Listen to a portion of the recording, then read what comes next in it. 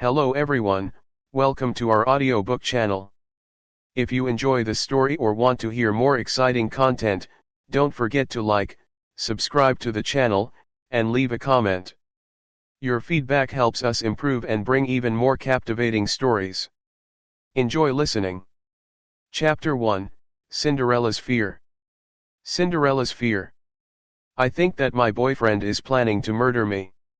It was the weekend, and the McDonald's they were in was filled with parents who had brought their children. There were also incessant shrills and laughter from the children who were playing on the slide in the play area. Naturally, it was difficult for the fair and plump Zume to believe what her good friend had said. That's nonsense. Even if both of you are quarreling, don't badmouth someone to that degree, Zume scolded jokingly. Pausing a while, she raised her eyebrow asking rather hesitantly, when both of you quarrel, it doesn't get physical, right? The woman who was sitting opposite from her was about 20 plus years old. Even though her features could be considered quite exquisite, in a bustling cosmopolitan city like theirs, she couldn't be considered a rare beauty. However, her most attention-drawing feature was her pair of slightly upturned large eyes. Within her light-colored pupil was an amber luster which you couldn't help associating with expensive cats. Lin Sanjio shook her head and did not continue. She couldn't blame Zume for not believing her, saying such words seemed even somewhat preposterous to herself. Perhaps it was because she had not slept well, she felt rather anxious. Lin Sanjio took 2 sips of Coca-Cola, not knowing what frame of mind she was in. She half-jokingly said, "If a day comes when the police ask who I usually don't get along with." Sheesh. The bantering tone of her friend relieved Zume of the shreds of doubt she previously had. She waved her hand and cheerily commented, "Really, you got a great deal? Say, what are Ren Nan's shortcomings?" The last half of the sentence blew past her like a breeze. Lin Sanjio did not even listen. Her pair of cat-like eyes swept the surroundings outside the window, as her lower jaw slightly tightened. Seeming to conceal that, she tilted her head down and took a bite out of her hamburger. At that moment, the noisy McDonald's suddenly fell silent for a few seconds. As the doorway darkened, a tall man walked in a steady pace. A few customers in a queue unconsciously step aside, opening a path for him. Wearing a custom-tailored steel gray shirt, with a uniquely Armani slim-fit design, every detail seemed to portray a dignified quality. His well-pressed dark-colored pants, elegantly fitted him without any creases, as if there were professionals to iron at any time. Additionally, he had a 1:9 body ratio that Asians rarely had and good looks to boot. At any time, Ren Nan looked like a top model who had just walked out from some fashion show right into a McDonald's. It was no wonder that he got glances from the crowd. As he sat down, there was a slight fragrance of Davidoff cool water cologne in the air. "Why are you eating such fast food again?" He nodded, acknowledging Zume while he gently touched Sanjio's hair as if not knowing what to do with her. His Patek Philippe watch was half buried in her hair. "I even planned to take you to that Japanese restaurant we went previously. When I walked past, I just felt hungry, so." Lin Sanjio forced a smile, avoiding Ren Nan's gaze. She lowered her head and put a single French fry in her mouth. Her hair slipped from her shoulders, blocking the view of her expression. Saying that Ren Nan had some sort of flaw seemed almost unimaginable. After dating for a few months, Ren Nan had quickly won over her buddies and friends with his perfect demeanor, much less Lin Sanjio herself. No, not only his demeanor, his looks, wealth, personality, every aspect was so perfect. He was exactly what women dreamed of. Everyone told her fate treated her too well. When they just started dating, Lin Sanjio almost couldn't believe how lucky she was. At that time, she woke up smiling every morning, embracing the new world that Ren Nan brought to her. When did she starting feeling there was something wrong? Suddenly, Zume's enthusiastic voice broke her train of thought. "I have taken a day of Xiaoju's time, I won't interrupt both of your sweet time together. She just told me that she was a little tired. Why don't both of you go back?" Lin Sanjia was pulled back to reality. Ren Nan's gentle voice always had a fittingly cheerful tone. Let us send you back. Recently, the weather has been too hot. Zhu Mei had a childish temperament and immediately smiled, replying, oh, then I just take up on that offer.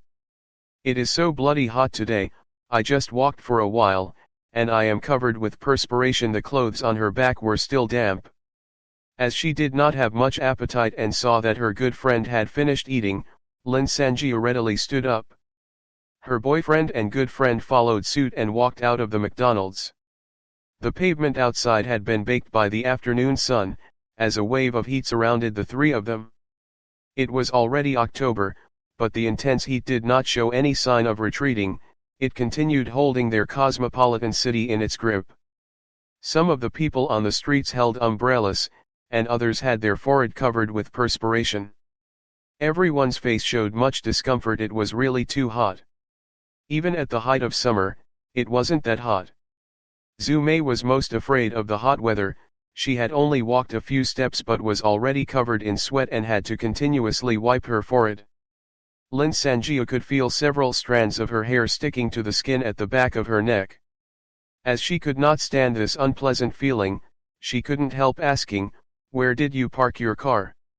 Ren Nan lifted his head and looked over to the location not far from them. His skin was clean and dry without even a bit of perspiration. It is right in front. He paused a while, keeping his usual elegant and calm demeanor. I already told you a few times, not owning a car is too inconvenient. Since you have already gotten your driving license, do you want to buy a car?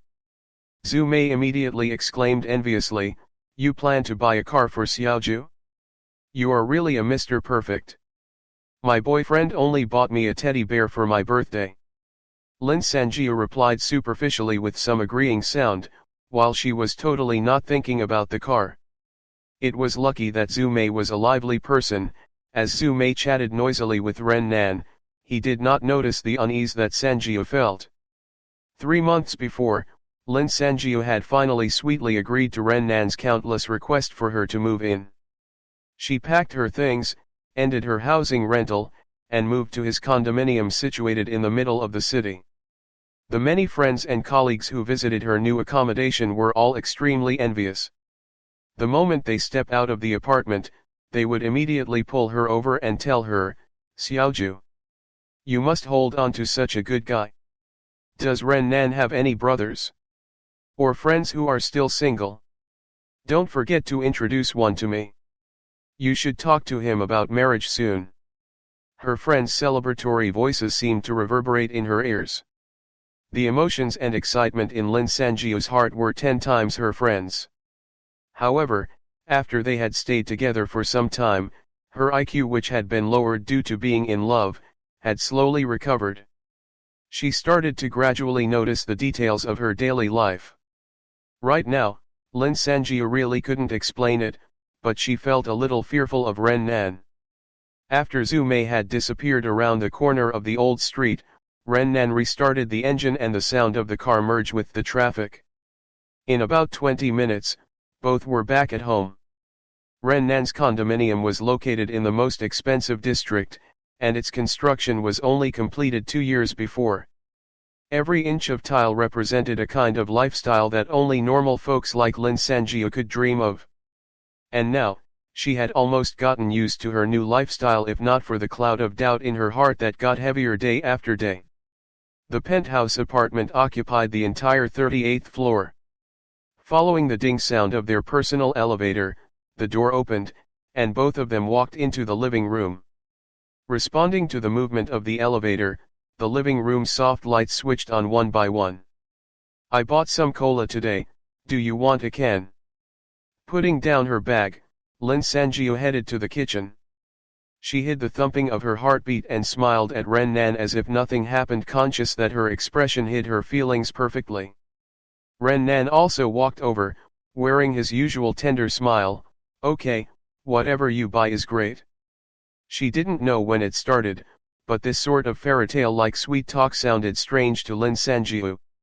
Totally not knowing how to reply, she hurriedly handed over the cola. Once he pulled open the can tab, the gas in the drink came out with a sssssss sound. Probably to make her happy, he drank half a can of the drink in one mouth. Lin Sanjiu hid behind the pulled-open fridge door, her body tensed up as she perked up her ears, not wanting to miss a sound. The room was silent for half a minute. Seconds after seconds passed until Ren Nan's laughter broke the silence in the room. "What are you looking for in the fridge?" Lin Sanjiu's heart fell into the pit of her stomach. She closed the door and acted casually as she observed Ren Nan. No reaction.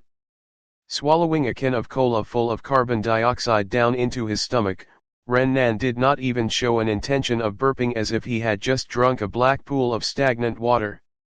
"Nothing, I just wanted to see if there were any snacks." She forced a smile. Living together for 3 months, she had never even seen Ren Nan burp once. Not just burping, coughing, sneezing, farting, sweating, all the sort of unsightly bodily functions that everyone had, Lin Sanjiu had never seen Ren Nan having. If she thought about it carefully, she was not sure if she ever even saw him using the toilet. "You didn't even eat much just now. Why don't we go out for dinner tonight?" Ren Nan pulled both her arms and gave a kiss on Lin Sanjiu's neck. Goosebumps surfaced all over her back. "Nah, it's okay. I am too lazy to move, plus I want to sleep early tonight, I have to wake up early tomorrow." "Well, then I will personally cook you some salmon," Ren Nan replied smilingly. Lin Sanjiu nodded her head quickly. Ren Nan's cooking skills were like himself, perfect without flaws. After eating the dinner he had meticulously prepared, the sun outside the living room's glass windows was slowly setting to the west.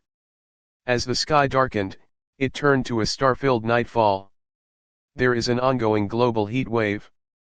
And today is the 104th day. After clearing up the dinner utensils, Lin Sanjiu watched the television as if she was interested in the news. She honestly did not want to match gaze with Ren Nan. Following the deaths due to hyperthermia in Africa, India, and Southeast Asia, our country's death toll due to heat stroke has already reached 67 people.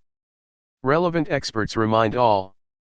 She felt Ren Nan walked over, sitting beside her, and the sofa sinking down. An arm settled on her shoulder naturally, and Lin Sanjiu's body stiffened. Even though she did not turn her head, she could feel that he wasn't watching the television. Chapter 2, Blistering Hot Night with a Steak. What was the difference between the temperature from midnight to 1 am? If things went as usual, no one would probably feel it. However, tonight was vastly different. The sun had long been set, but the temperature of the sweltering heat in the air seemed to rise gradually with each passing minute. And to make matters worse, it had been days since there was even a little wind. The surrounding air outside the windows was no longer just air, but suffocating, scalding hot air which was waiting to rush towards you. As if someone had given an order, the small number of families in the city who, for various reasons, did not switch on their air conditioner, had also switched them on. Whereas, the people without air conditioners simply could not tolerate it any longer. Pubs, 24-hour convenience stores, offices. Wherever there was a trace of cool air, they would go. After 30 minutes, with a kada sound, a few night lights in the 38th floor apartment were extinguished. The room was plunged into an absolute darkness. The constant soft buzzing sound in the bedroom had also unknowingly stopped at some point in time. The central air conditioning had stopped. After the air conditioner had stopped, Lin Sanjiu tossed frustratingly whilst asleep. Without the maintained temperature of a comfortable 26 degrees Celsius, her body was quickly covered in a layer of sweat. This layer of sweat was like an unbreathable blanket, and before long she woke up due to the heat. The remote control seems to be on the bedside cabinet. A thought flashed past her hazy mind. As she was about to stretch out her hand to reach for it, she suddenly felt that something was wrong. She immediately stopped moving her hand. After remaining motionless for a while, she squinted slightly and peeked upward. A snowy white face hung directly above her own face. Two black, cavernous eyes stared straight at her. Again. It's that again. A loud screech exploded in Lin Sanjio's mind, yet her throat was so dry she couldn't even make a sound. Her heartbeat became faster and faster, louder and louder, and that white face leaned in with his ear to listen. With a swiftness, it came closer to Lin Sanjiu. 2 weeks before, she had once woken up in the middle of the night because she was thirsty. When she got up, she knocked that face. At that time, she was so shocked that she yelped and scrambled to switch on the lights. Only to find that it was Ren Nan. She didn't know when Ren Nan had sat beside her, with an expressionless face in the dark, how long he had been staring at her in this manner just like tonight. He explained that since young he often sleepwalked. If it weren't for her doubts, she would have believed him. At that moment, she forced down her fears and acted like she hadn't woken up. She rubbed her eyes and asked casually, "Ren Nan, are you sleepwalking again?" In the dark, a smile cracked on Ren Nan's face. "Yes, I've done it again." "I didn't scare you, did I?" He spoke totally articulately. A little Lin Sanjia got out of the bed almost as if escaping. She stood at the door, which gave her a false impression that she could escape anytime, so she calmed down a little. Only then did she felt the steamer-like temperature of the room. "Why is it so hot? Did you switch off the air conditioner?" Ren Nan didn't say a thing. He pulled open the thick, heavy curtains, revealing the set of full-length windows. Normally, Lin Sanjia could see the dazzling night scene of half the city through these windows. On this night, however, the city had lost its everlasting illumination. Even the starlight was blocked by the clouds, leaving only a dead darkness. In the apartment with closed doors and closed windows, it was so stuffy that it was even hard to breathe. The electrical load must be too high. It seems like there is a power outage throughout the city. There was still a cheerfulness in Ren Nan's voice which showed his composure. While he spoke, he slowly stood up, walking past the end of the bed and headed to the door, step by step. Suddenly, the alarm bells in Lin Sanjia's mind rang. Without waiting for him to approach, she rushed towards the living room. She finally got some repayment for the decorating and cleaning of this penthouse over these 3 months. In this pitch-black darkness, she still succeeded to reach the living room entrance. Without stopping to take a breath, with a bash, she stretched out her hand and smashed the elevator button. Unexpectedly, it didn't light up red. There isn't a backup power supply system in such an expensive condominium. The backup power supply is only for the lights in the stairways. They couldn't care less for the lifts, even more so personal ones. The voice came from behind her, a voice which she had known for half a year.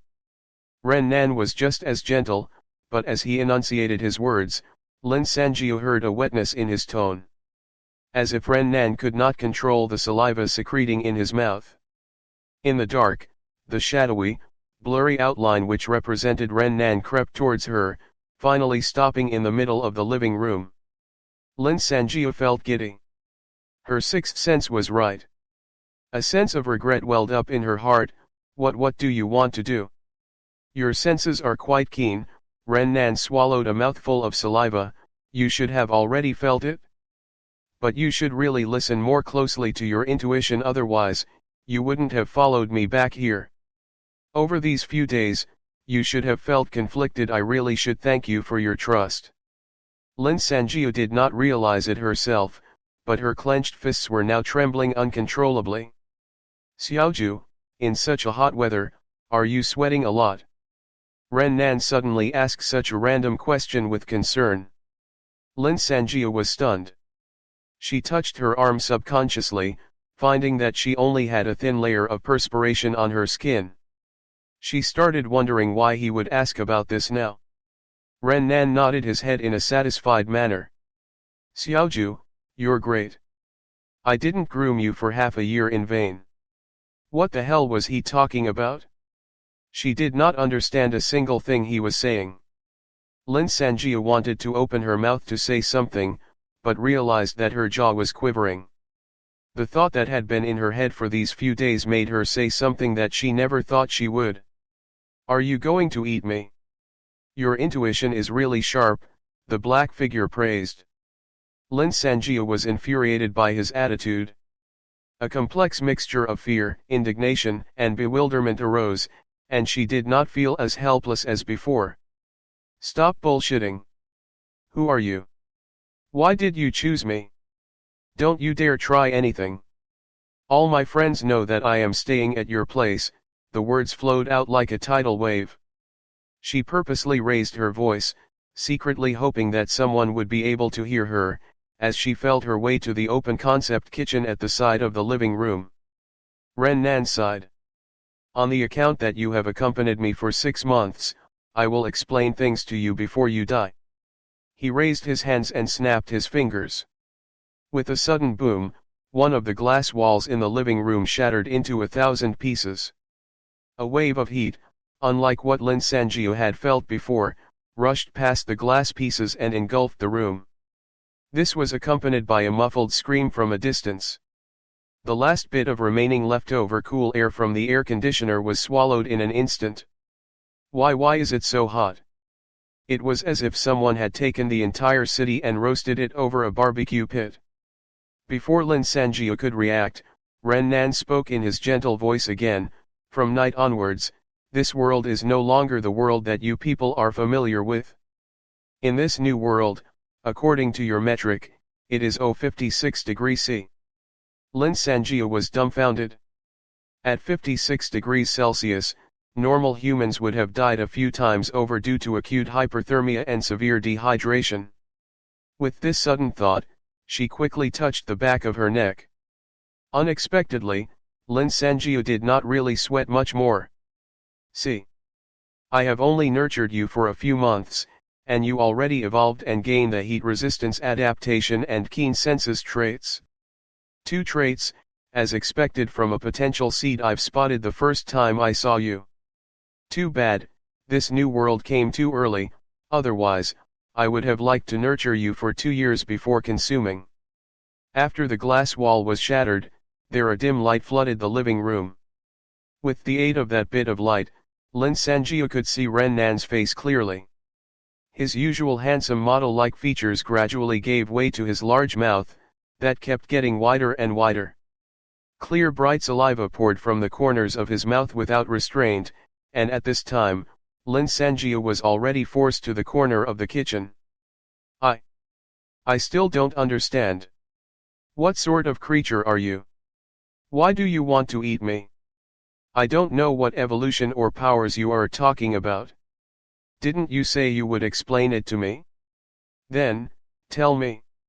Even if she could only delay him for 1 minute, it would give her a shred of opportunity. Lin Sanjiu used her shouting voice as she secretly stretched out her hand towards the knife holder on the countertop behind her. His large mouth stopped for a while, and then shrunk a little, revealing Ren Nan's original facial features. Sigh, why are you so stupid? Of course, I am a human and Ren Nan is my name. However, I am not like your sort of backward types. I come from another new world. Anyone who survives a new world will evolve and gain different abilities. I have abilities that you would not even dare to imagine. Ren Nan wiped his clammy chin. You better put that knife down, I am warning you. My eyesight is really good. Just let me eat you obediently, I promise it won't even hurt a bit. No way. She shouted furiously. Before he barely even finished his sentence, Lin Sanjiu, filled with fear and anger, rushed towards him with a sharp knife in her hand. The gleaming silver boning knife moved extremely quickly as it drew a bright light in the darkness. Just as the tip of the knife was about to pierce into Ren Nan's chest, he shifted a step silently. Lin Sanjiu missed her target. She staggered forward and slipped on a piece of glass. Unable to keep her balance, she fell heavily to the ground. His large mouth, which was almost tearing his cheeks apart, lunged forwards to attack Lin Sanjiu. He did not even give her the chance to stand up. In a panic, she only managed to turn aside and flung out the boning knife. Ren Nan dodged quickly but still received a shallow cut from the knife. With a clash, the knife fell some distance away. Angered and humiliated, Ren Nan pinned Lin Sanjiu to the ground. He stared at her black pupils which had shrunk to the size of a pinhead. A stake should act like a stake. In the dim light, Lin Sanjiu watched in despair as the black figure closed in on her throat. Chapter 3, Card of Something. What kind of nonsense is that? Ren Nan sank his teeth into the fresh tender flesh of the young woman. The smell of iron rust filled the air as his chin was dyed red by her fresh blood. He only needed to bite down a little harder, and Lin Sanjiu's fragile life will forever disappear from this world. But Ren Nan could not move. It wasn't that he did not want to eat this good progeny, he just could not move. At that moment, there was a kitchen knife in the back of Ren Nan's head. Its blade was fully embedded, and only its handle remained in sight. There was still a shred of excitement in Ren Nan's eyes even as he died. He could not understand the situation. Lin Sanjiu was barehanded, she was just struggling uselessly with her arms in the air. How could he just die like that? Momentarily, Lin Sanjiu could only hear the intense drum-like thumping of her heart. Ba dump. Ba dump. Her heart pounded as she laid under the heavy corpse. Overcoming the sharp pain in her neck, she used all her strength and finally pushed Ren Nan off. Thump. The corpse rolled off her and laid supine on the floor. With that, the knife in Ren Nan's head was pushed further in. The blade pierced through, revealing itself in his large opened mouth. Lin Sanjiu held her neck tightly. One of her hands was already covered in blood. She rapidly took in a few large gulps of air before giving a ruthless kick to the corpse on the floor. She cursed softly with her hoarse voice, "Who told you that I only evolved to get 2 abilities?" She only muttered a few words, but the acute pain around her throat was too unbearable. Just seconds after kicking the corpse, Lin Sanjiu's vision went dark. She almost fell. The dizziness brought by her loss of blood hit her faster than she thought it would. Everything else did not matter now. Right now, the most important thing for her was to bandage her wound. She staggered around finding for a towel. When she found one, she placed it on her neck and applied heavy pressure to her wound. She gasped. She sat on the floor again and pressed the towel to her neck with all the strength she could muster. After being in a state of half-consciousness for some time, the bleeding finally stopped. It seems that it was not her time to die yet. After all, the bite missed her arteries. After she had rested for a while, she managed to accumulate barely enough energy to somehow stand up to get herself some water. After she had put the glass of water down, she noticed that Ren Nan's bizarre-looking corpse was still lying silently on the floor. After some consideration, Lin Sanjiu dragged her weakened self and stood beside the corpse. Trembling, she put one of the hands on the corpse and whispered hoarsely, "Store this." Just as she finished her sentence, a white light flashed across her palm rapidly. The corpse, with a knife sticking out from it, disappeared. With a paw sound, a card which was the size of a poker card fell to the ground. Lin Sanjiu felt for her mobile phone and used it to illuminate the card. Just as she expected, there was a simple squiggly crayon drawing of a man with a wide-opened mouth and a sharp knife sticking out of his head. There was also a row of blank words underneath it, Ren Nan's corpse. Ren Nan's corpse. Name: can't you read the card title? Species: human. Status: dead. Potential growth value: 204. Murder suspect: Lin Sanjiu. Passive skills: extreme temperature adaptation, strength augmentation, body modification. Active skills: good for me, you, and everyone, nutritionist. What the heck is this? Lin Sanjiu stared at the card. She was speechless for a moment. This weird item was produced by the third ability she had gained. Tonight, it just saved her life. At will, Lin Sanjiu was able to transform items that she touched into a card and store them in her body. When she wanted to use an item again, with that intention in her mind, the card will revert back to its original form in her hands. Previously, she threw the boning knife at Ren Nan to lower his defenses and as a ruse. She killed him by actually putting her hand behind the back of his head when she was struggling as he bit her. With a quick thought, the chef's knife card that she had hidden in the morning, reverted back to its original form and pierced deeply into Ren Nan's cerebrum. After a few days of experimentation, Lin Sanjiu found out that she could only use this item transformation 4 times. Even though the cards that she created no longer felt unfamiliar to her, this was the first time that she saw a card which showed such rich content. She quickly flipped the card and indeed found that the back of the card was filled with tiny little words: Ren Nan, male, 28 years old, he came from another new world. He had been an introvert since young and was not popular with women.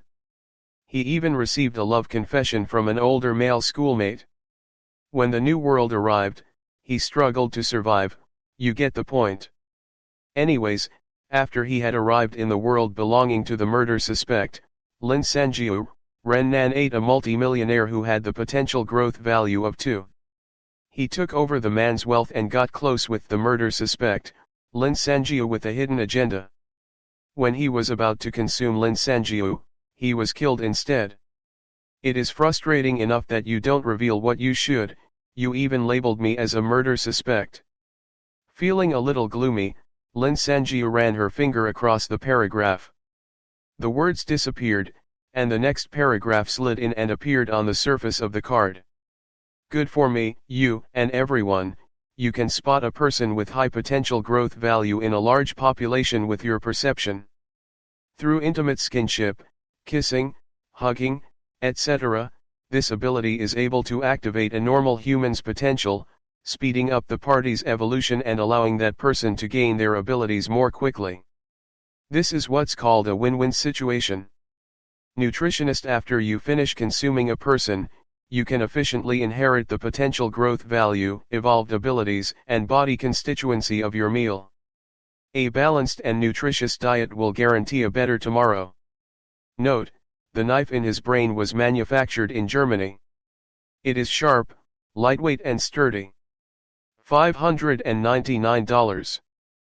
Purchased from Jingxi Shopping Mall. If she did not have her keen senses ability, she might think that this was just a dream. She cursed silently as she held on to Ren Nan's corpse, not really knowing what to do. She did not want to place a corpse into a body. After she thought about it for a while, she simply slid it into her pocket. Ren Nan's card had clearly explained his abilities. She wondered if her own card would introduce her abilities and explain more about the so-called New World. Even though this was her plan, she could not possibly transform herself into a card. With quick thinking, she plucked a strand of her hair, and said quietly, "Store this."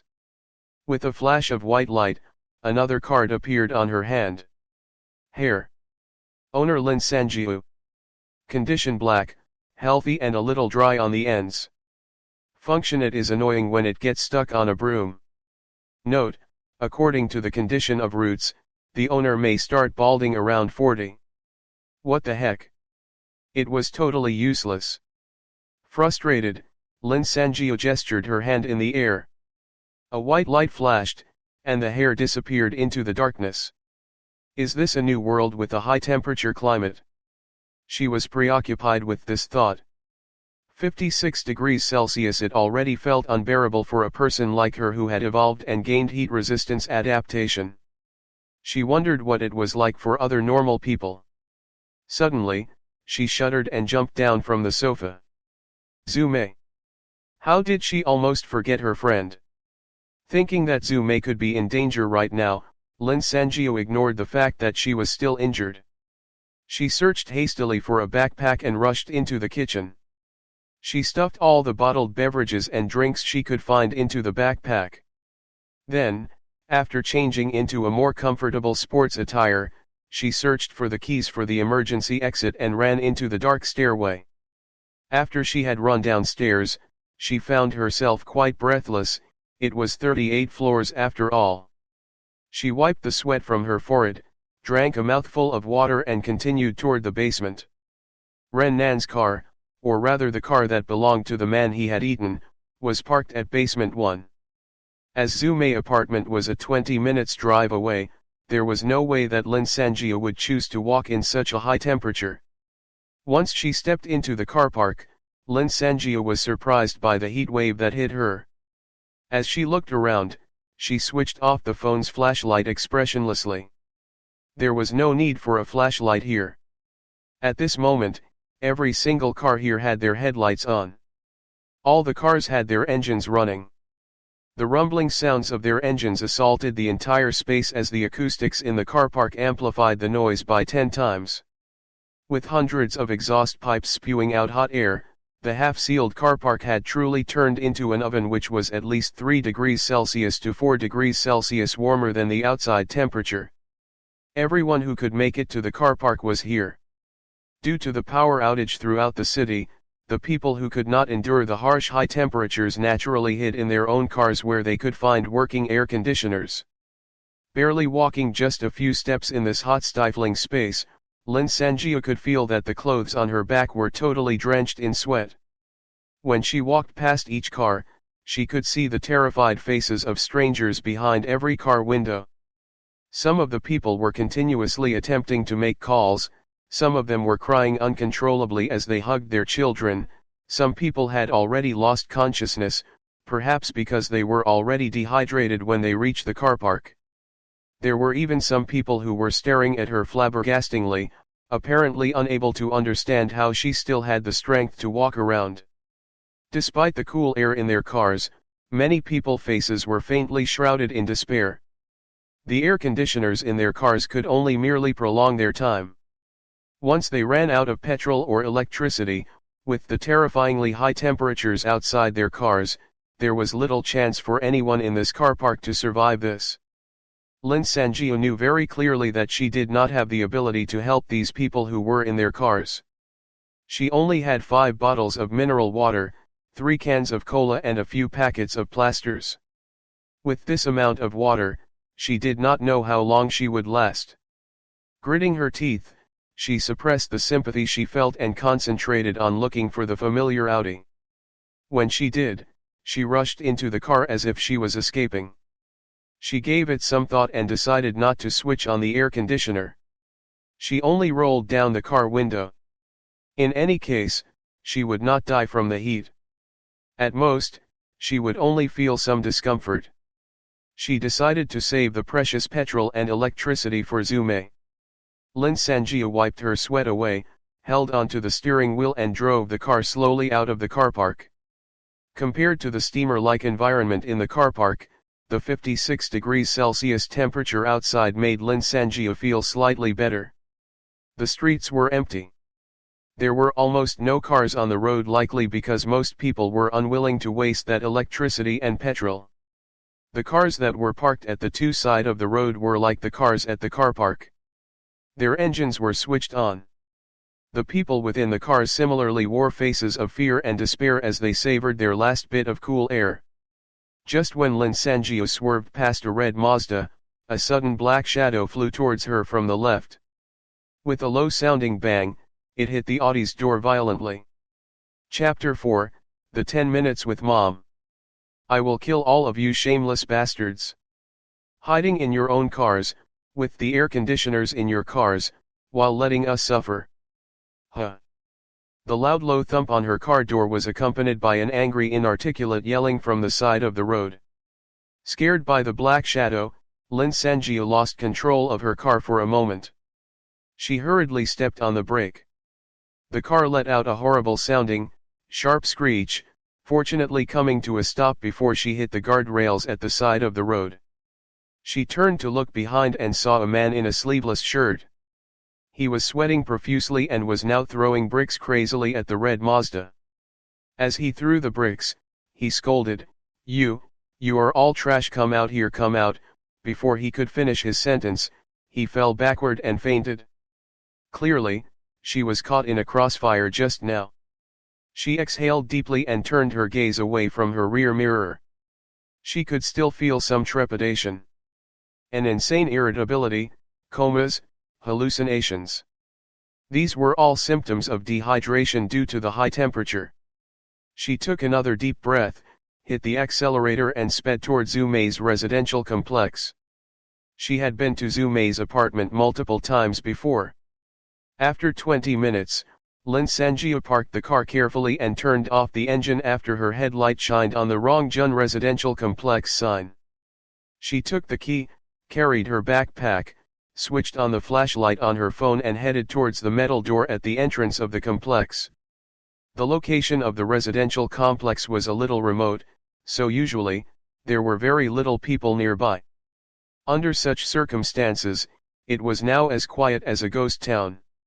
Strangely, when Lin Sanjiu was reaching the large metal door, she felt her heartbeat stop for a second. She paused. She scanned her surroundings and found nothing odd. She waited cautiously for another 2 minutes. Noting that nothing changed, she breathed a sigh of relief. It seems that her keen senses was not 100% accurate. Rongjun residential complex was filled with apartment buildings that were built in the 1990s. Like all old complexes, there was a guardhouse at its entrance. As the area was not very safe, the metal gate would be locked after 12 a.m. In the event that one of the residents returned late, they could knock on the metal gate, and the security guard on duty that day would bring the key to open the gate for them. She looked at her watch. It was exactly 2:30 a.m. Lin Sanjiu stepped forward and knocked on the locked metal gate. The heavy brass lock hit against the metal gate noisily. The ear-piercing noise only dissipated after a while. However, the surroundings remained quiet, without a hint that anyone was nearby. "Mr. Security Guard, are you there? I am visiting someone from apartment 2. Could you please open the gate?" Her bright voice traveled over some distance in the dark, silent night. Regardless of how hopeful Lin Sanjiu sounded, there was still not even a single response from the guardhouse. She sighed. This was as expected. She started to have a headache when she looked at the row of anti-climbing spikes above the gate. The residential complex may be old, but that metal gate was newly installed. It was so sturdy that it was hopeless to get past it. Lin Sanjiu hesitated for a while before placing her hand on the metal gate. "Store this." Just as she said that, her palm shined with a bright light. This time, however, the white light seemed to glow rather feebly. It flashed across her palm a few times, but the metal gate remained in place. This was the first time that Lin Sanjiu tried transforming something this big and heavy. She could feel her heartbeat gradually beating faster. She was getting breathless, and her muscles were starting to ache. It felt like her body was weighed down by several thousand pounds of metal bars. Lin Sanjiu's arm started to tremble. Just when she was unable to tolerate it any longer and about to give up, the glow in her palm faded with a "pop" sound. The metal gate disappeared and transformed into a card that was now lying on the ground. There was a scribbly kindergartner's-level crayon drawing of 2 metal gates. At the bottom of the card, it was written, "Metal Gate." This gate was installed at Rongjun Residential Complex in 2012. Other than its weight, it has no other merits. Function, nothing special. It is unable to stand up straight if it is not installed to a wall. Lin Sanjiu was practically accustomed to how useless the stupid card was. She stuffed it into her pocket and hurried towards apartment 2. There was still no commotion from the pitch-black guardhouse behind her. When Lin Sanjiu stood outside the front of door 401, she found herself panting like a dog. She used up too much of her physical energy storing that metal gate. Then, a little while ago, she sprinted up 4 stories. At this moment, Lin Sanjiu could hear her voice quivering as she said, "Zhu Mei. Are you in? Open the door. It's me, Xiaoju." Apartment 401 was also silent. Lin Sanjiu's heart fell into the pit of her stomach. If Zhu Mei had fainted inside, she really did not know what to do. Since 12 a.m. today, she had already transformed 3 items, Ren Nan's corpse, her hair, and that metal gate. She could only use her ability one more time, but she had to go through 2 doors in Zhu Mei's apartment when entering. Not wanting to give up, Lin Sanjiu continued calling out and knocking on the door. She was feeling very anxious. When she was in the car, she could feel that the temperature was still rising. Even with her heat-resistant body, she could tell that it was not only 56 degrees Celsius now. Zhu Mei was just a normal person, could she even survive this? After shouting for some time, Lin Sanjiu felt her throat burning up. She had no choice but to take a few sips of water. After putting the bottle back into her backpack, she was just about to start knocking on the door again, when the door opened slightly with a creak. "Zhu Mei, how are you?" Lin Sanjiu finally felt relieved as she quickly looked with her flashlight. However, the person that opened the door was not Zhu Mei. It was a late middle-aged woman with an oval face. She was in her 50s. As the flashlight shined brightly on her face, she quickly blocked it with her hand. Those few seconds was enough for Lin Sanjiu to clearly see her. Lin Sanjiu's phone fell to the ground with a paw sound. She stared unwaveringly at the face behind that partially opened door and only reacted after some time. She reached for her mobile phone in a fluster. Once again, she held her phone unsteadily as the flashlight shined on the door once more. Finally, Lin Sanjiu managed to find her voice, "Mom." She could feel that her mind was in a jumbled mess. "Mom, how can you be here? You're all right? What is going on?" The middle-aged woman looked like she was about to burst into tears. She quickly opened the door. "Come in, quick. It is great to see that you're okay. I was so worried." In a confused state, Lin Sanjiu was pulled into the apartment. She stood at the corridor in the entrance. As a plethora of chaotic thoughts and questions spun in her mind, she did not know what to say. She stood there blankly, scanning the room. She saw the familiar white waist-height shoe cabinet beside her. This was the cabinet that Zhu Mei bought when she was accompanying her. Suddenly, she asked a question. "Mom, why are you at Zhu Mei's apartment? Where is she?" Mother Lin wiped her own tears and pulled a chair over, gesturing for Lin Sanjiu to enter and sit down. After Lin Sanjiu sat down, she explained, between sobs, "Ever since the weather became so abnormal, I have been very worried about you. When I heard that the power grid had failed here, I rushed over. I could not get you on your phone, so I came over to Zhu Mei's first, just to see if I could meet you if I waited here. But I think Zhu Mei is dead." Mother Lin sobbed spasmodically and continued, "She was such a good child. I know that both of you were close. Don't be too upset." Lin Sanjiu sat motionlessly. She fell silent. She turned off her flashlight. The apartment was once again totally dark. "I have already prepared myself on the way here. If God decided to take her away, there was nothing I could do about it. Thankfully, you are all right, Mom. That's all I can ask for," Lin Sanjiu mumbled in the dark. Even though she knew that her daughter could not see her, Mother Lin nodded. She wiped the tears from her face and smiled. "Your dad is all right too. He is resting in the room. I will just call him over." She turned around and walked away. "I'll go too." Lin Sanjiu stood up quickly. Mother Lin nodded her head as she walked. She reached for the bedroom door and said, "Hey." She just started her sentence when she heard a swooshing sound coming from behind her. She did not have the time to dodge. Crash. Her head was hit, her body turned limp as she fell to the ground. Lin Sanjiu stood behind her. Lin Sanjiu held the chair above her. She felt that her arms were giving way. She quickly placed the chair down. Even though she placed the chair down, she did not relax the grip the chair. Instead, she gripped the chair tighter. She stared at the direction of the bedroom as if she was about to confront a formidable enemy. For a short moment, it seemed as if she could only hear her own heavy breathing and nothing from the room. Almost immediately after, there was an abrupt sound of footsteps from behind the bedroom door. The bedroom door was pulled open. A broad-shouldered man stood at the doorway. He was shocked and angry when he saw what had happened. With the faint light that came from outside, one could see that the man's facial features were like Lin Sanjiu. "What are you doing?" "That's your mom," he hollered. There was a cold expression on the face that was in front of him. "I wished harder than you that she was my mom." Lin Sanjiu took a deep breath. She could feel the muscles in her arms and thighs twitching from overexertion. "My dad and mom died in a car accident 10 years ago.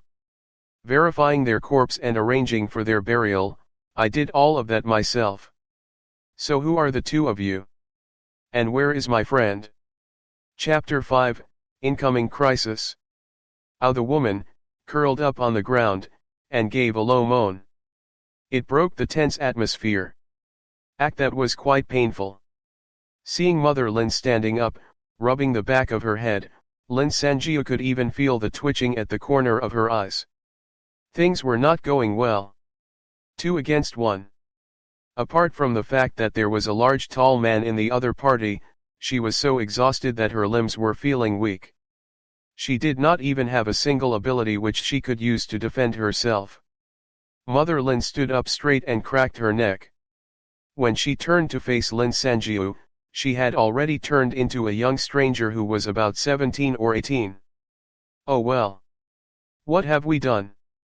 There are so many people whose parents are still alive, but we had to meet an orphan." The youth did not even look at Lin Sanjiu, but actually complained to his companion first.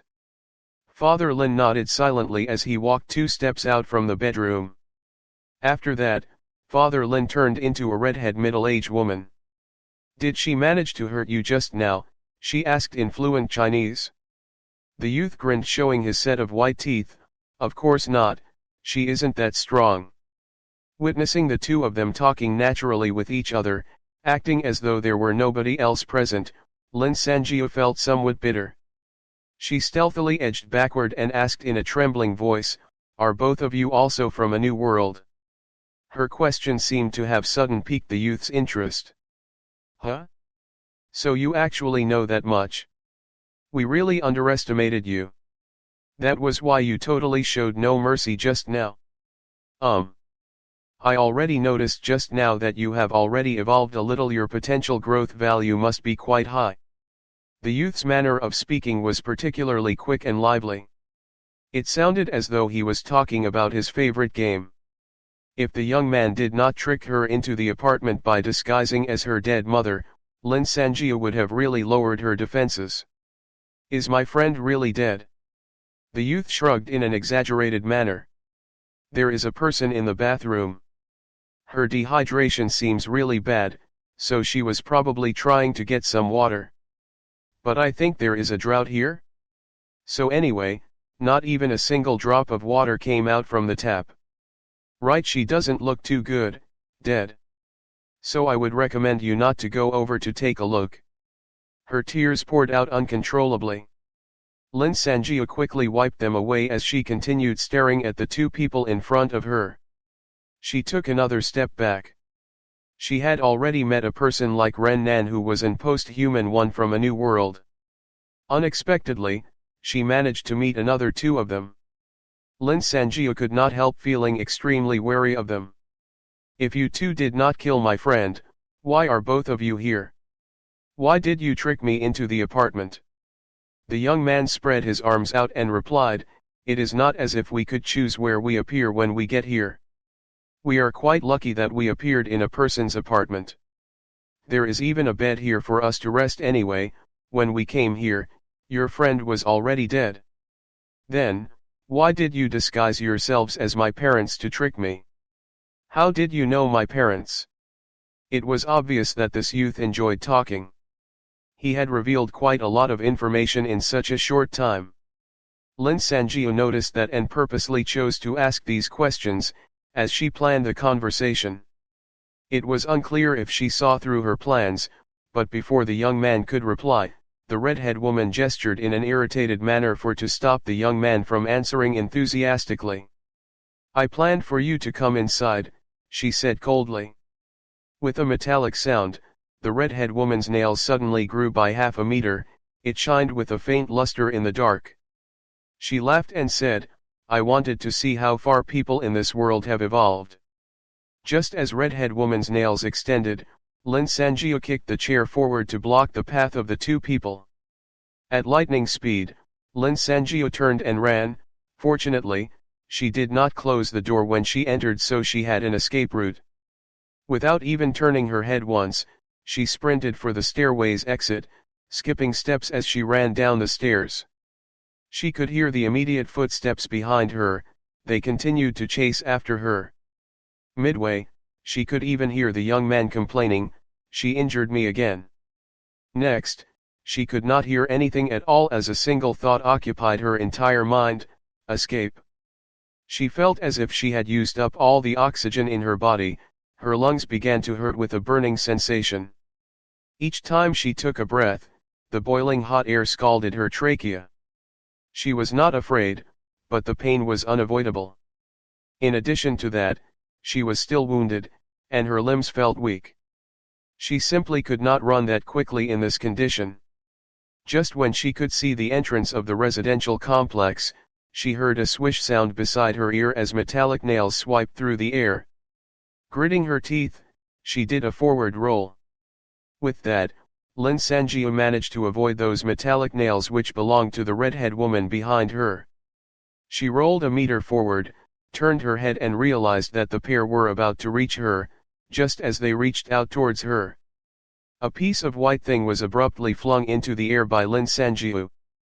With a thought in her mind, two large metal gates appeared out of nowhere in mid-air. It fell from mid-air with a swoosh of air, falling heavily on the young man as he shrieked. Lin Sanjiu fell to the ground as her legs gave way under her. The young man could no longer get up, but she did not feel even slightly happy. After all, the redhead lady was the one that posed the largest threat to her, yet she was standing without a scratch at the side of the metal gate. But, Lin Sanjiu could not run any longer.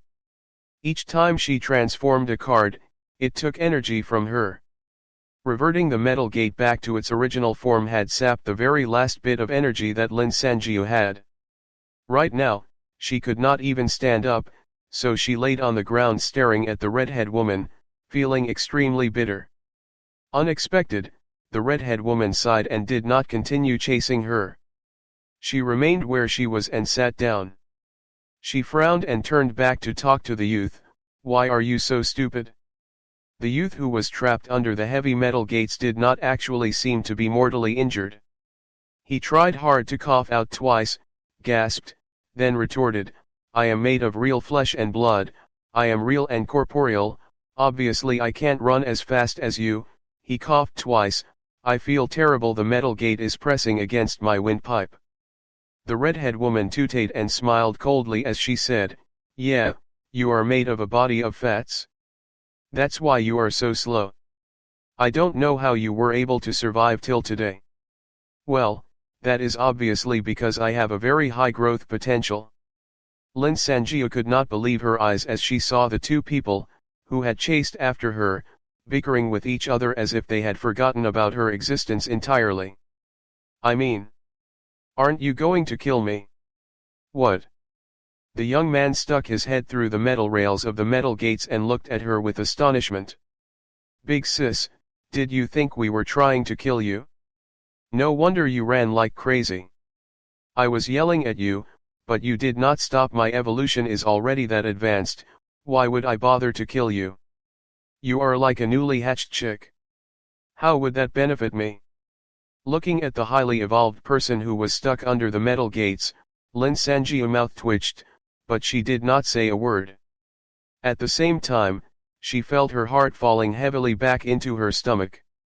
It was great that they were not hostile, but... "Big sis, please get rid of the metal gates. I am almost flattened by it now," the young man whined, noticing that no one spoke a word. Lin Sanjiu shot a glance at the redhead woman who was sitting on the ground. She did not know why the woman did not try to help. Hesitating for a moment, she replied coolly, "I can do that, but both of you should introduce yourselves first." "Yes, we should. I am Luther. It was nice knowing you. Do you want to shake my hand?" The young man leaned his head against the metal rails. Probably because he spotted Lin Sanjiu rolling her eyes, he quickly laughed and said, "Oh. Yes. This is one of my alternate personalities, she is called Marcy. Lin Sanjio's eyes widened. Your other personality? That's right. Before the New World arrived where I came from, I was the second person on the entire Earth that was diagnosed with having a genuine case of dissociative identity disorder. Luther sounded exceptionally proud when he said this. He tried his best to raise his chin. After that, I evolved. I could separate Marcy as an individual entity, but we can't be too far apart. Well, I won't tell you too much about my abilities. Don't ask me about how I knew your parents, this is also part of my abilities. He was aware that he almost revealed too much and quickly tried to conceal his words, saying, anyway, in short, Marcy is a biologist. She is very interested in humans who have just evolved, so she was a little too eager just now. Lin Sanjio looked over to Marcy as she nodded with a serious face. But she extended her nails. Lin Sanjio looked at Marcy's nails, perplexed. Under her flashlight, those 10 fingernails were now back to their normal form, short and rounded. She uses them to draw blood. After she draws your blood, she is able to analyze some of your basic stats. This is an ability that Marcy developed herself. It does not actually have any combat value, Luther replied truthfully. Wait, you are saying that not only can you evolve and gain abilities, but even your personalities can do that? Lin Sanjio was really shocked. Luther was indeed worthy of the title of Heavenly King of Potential, this was what he called himself. That means, if you continue evolving, you will become a single person with the power of a whole army. It is not that simple, Luther said with a difficult expression. At this moment, my ability is pretty useless. Other than her nails, Marcy can't even hurt a person right now. Alright. I can't tell you any more about my power, it is too dangerous. Just let me out from under here. We can talk it through if we have any other misunderstandings. Lin Sanjio exhaled deeply. Perhaps, suddenly seeing her dead parents was too strange that it spooked her. After speaking to Luther, she realized that she did not feel any malice from him or Marcy. She grimaced and admitted, it is not that I don't wish to release you from under the metal gates, but I really don't have the energy right now. I need to rest for a while. Why don't you tell me more about this thing called New World? Just as she finished her sentence, they suddenly hear an odd agu sound coming out from the guardhouse. Marcy, who had been sitting silent, suddenly jumped up. With a grave look, she whispered, damn it. Chapter 6, Outcome of the First Battle Fled. You are new, so you don't know this, Marcy said hurriedly, she was speaking much faster. To adapt to a new world, 2 evolutionary pathways exist for humans. Agu. An almost perplexed-sounding guttural voice came again from the guardhouse. You, Luther and me, all belong to the first type of evolution. For those that belong to the second type, we call them Duoluazhong 1. Lin Sanjio raised her head absently. At the moment, she was still unaware what was happening. While Marcy was rushing to finish her sentences, the door handle illuminated by Lin Sanjio's flashlight started to turn slowly. With a click, the door opened. Marcy took a deep breath.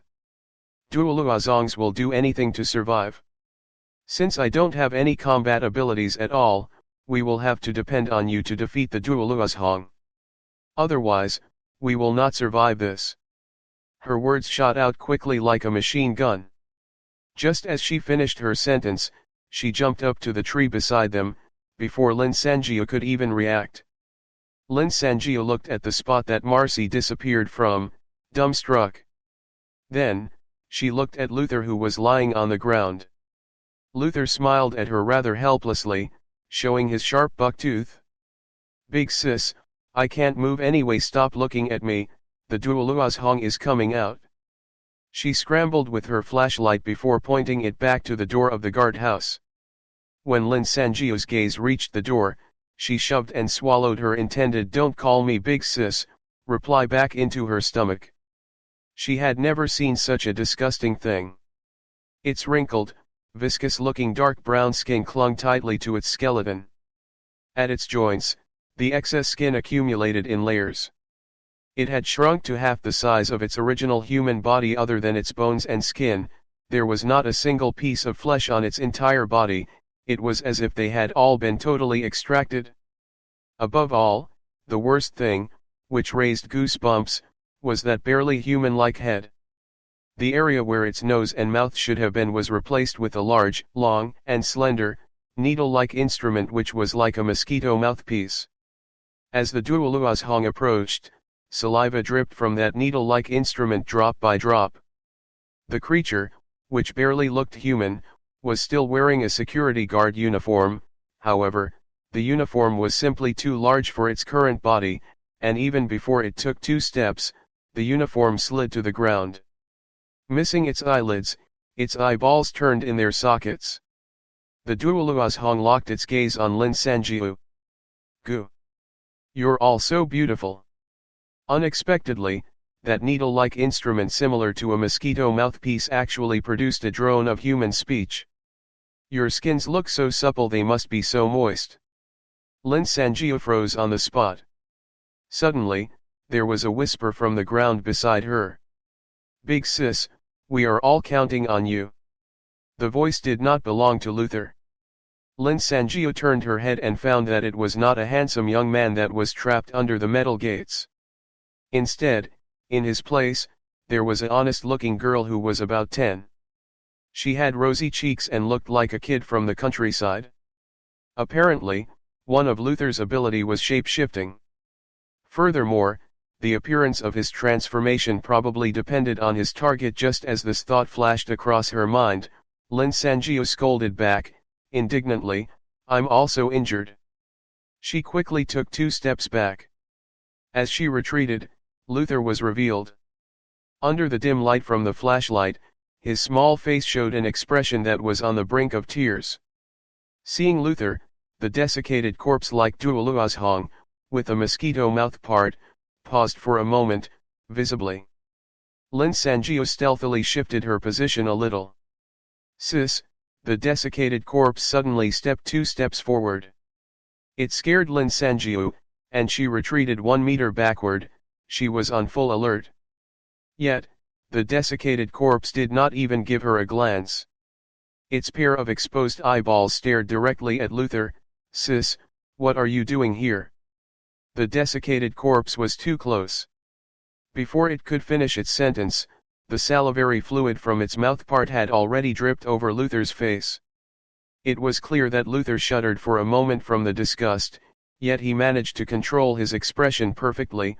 "Brother, I came here to look for you. Help me. The weight of the metal gates is hurting me." Tears were seeping from the girl's bright eyes, as she continued, "Brother, please lift the metal gates, I want to get up." The desiccated corpse hesitated for a while, seeming to harbor an unknown thought. It turned a deaf ear to Luther's plea and sighed in a low voice, "Sis, you shouldn't have come. You shouldn't have come." Noticing that the desiccated corpse in front of her was totally distracted, Lin Sanjiu rushed to the tree where Marcy was on and waved her hands. She gave Marcy a few signals, retreating further and further away as she signaled. Marcy jumped over to another nearby tree silently. She slid down the tree trunk and hurried over to join Lin Sanjiu. Fortunately, the monster had retained its rationality and human nature, otherwise, the situation would have been thorny. This thought barely appeared in Lin Sanjiu's mind when the desiccated corpse suddenly lifted its head and made a series of intense buzzing sounds. Surprisingly, it managed to swing its sharp mouthpart nimbly in the air for a few times. As it did this, everything nearby was covered in its saliva. "But sis, I am very happy," it continued in an ear-piercing buzzing voice. There was a cheeriness in its tone. "The body fluid from a family member is a great supplement for your brother. I am so happy. I don't even have to go home, and you came here by yourself." That chilling sentence nearly scared the souls out of the 3 of them. No one would have guessed that Luther would suddenly be treated as a defenseless piece of meat. As Luther saw the desiccated corpse eagerly lifting its mouth part, he cried out in fear, "Marcy, Save me. Don't. Before Lin Sanjia could block her, Marcy had already run past her. Lin Sanjia was so mad that she stomped her feet before she turned and ran in the opposite direction. Nevertheless, Marcy had made the right decision. Just when the sharp mouthpart was about to pierce into Luther's chest, she violently hit it with her long metal nails. The mouthpart was pushed upward while Marcy's nails, which appeared powerful, were smashed into bits and falling all over the ground.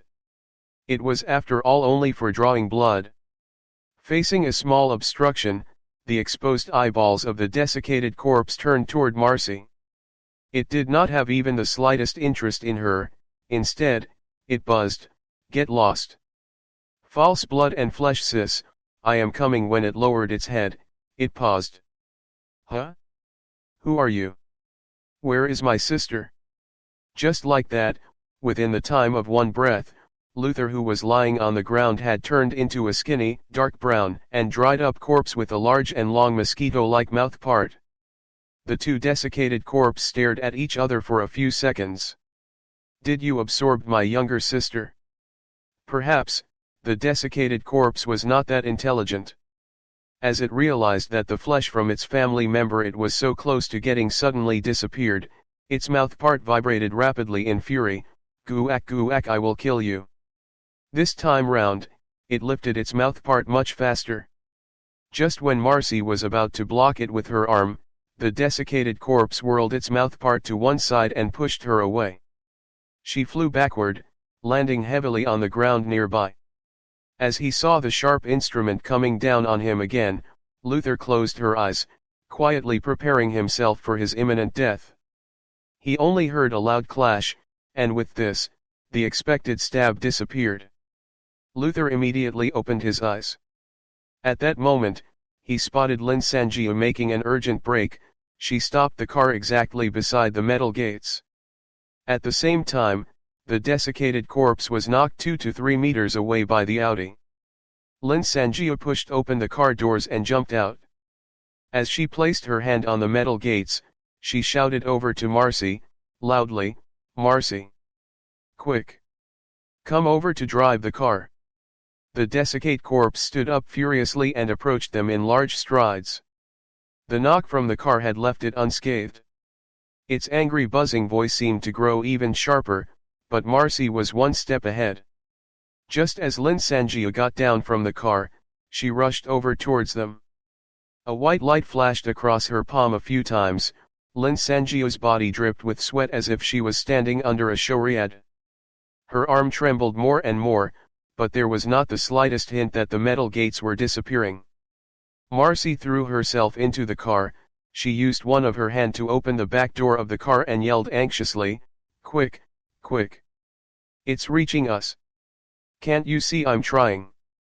It was extremely difficult for Lin Sanjia to mouth each of the words. Finally, as a white light shined, the metal gates disappeared for 2 seconds. However, the heavy metal gates instantly reappeared after that and fell heavily to the ground, stirring up a cloud of dirt. "I can't do it." She panted heavily, almost about to sit down on the ground. "Get into the car." Luther's voice rang abrupt from behind her. It turned out that Luther managed to get out under the gates when it disappeared for a moment. He rushed into the back seat. Just as he turned to look over, he saw the nearby desiccated corpse suddenly lunging its mouth part forward, toward Lin Sanjia. Dodge! Lin Sanjia did not even have the time to turn her head. She just quickly pushed herself down to the ground. At the same time, Marcy kicked the car door open with her leg and, once again, it blocked the mouth part, which hit against the car window, just in time. Smash! The windows shattered into a million pieces. Within this split second, Luther had already scrambled over and pulled Lin Sanjia into the car. He did not even care to close the door, but instead repeatedly said, "Go! Go! Go!" As she saw the desiccated corpse lunging towards them again, Marcy turned the steering wheel vigorously. The car barely brushed past the side of the desiccated corpse, and they heard an eerie scraping sound. She hit the accelerator all the way down, and the Audi sped away, leaving the desiccated corpse far behind them. Everyone in the car only managed to calm down and take a breath after the door was closed. Lin Sanjiu's mobile phone had already fallen out at the entrance of the residential complex at some unknown time. At that moment, Luther and her leaned against the back seat and stared through the rear window. Under the hazy light from the flashlight of her phone, they could see the desiccated corpse swaying as it chased after them for a few steps. Seeing the widening distance between them, it finally gave up. Appearing to stop and think for a moment, the desiccated corpse turned and walked into the residential complex. There probably would not be any survivors left in the Rongjun residential complex. Apparently, the weakness of the Duoluazhong here is the slow speed of their movement, Marcy said as she wiped her sweat and looked into the rear-view mirror. Lin Sanjiu gave the two of them a bottle of water each, from her stash she kept in the car. She, herself, gulped down half a bottle of water. She sat in a daze not knowing what to say. The events that happened today, in merely a few short hours, simply felt like a dream.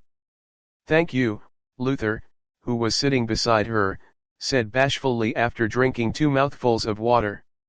He showed her his buck tooth. "Just now, you could have just run away by yourself. Thanks for risking your life to save me. And it seems like we can really coordinate quite well."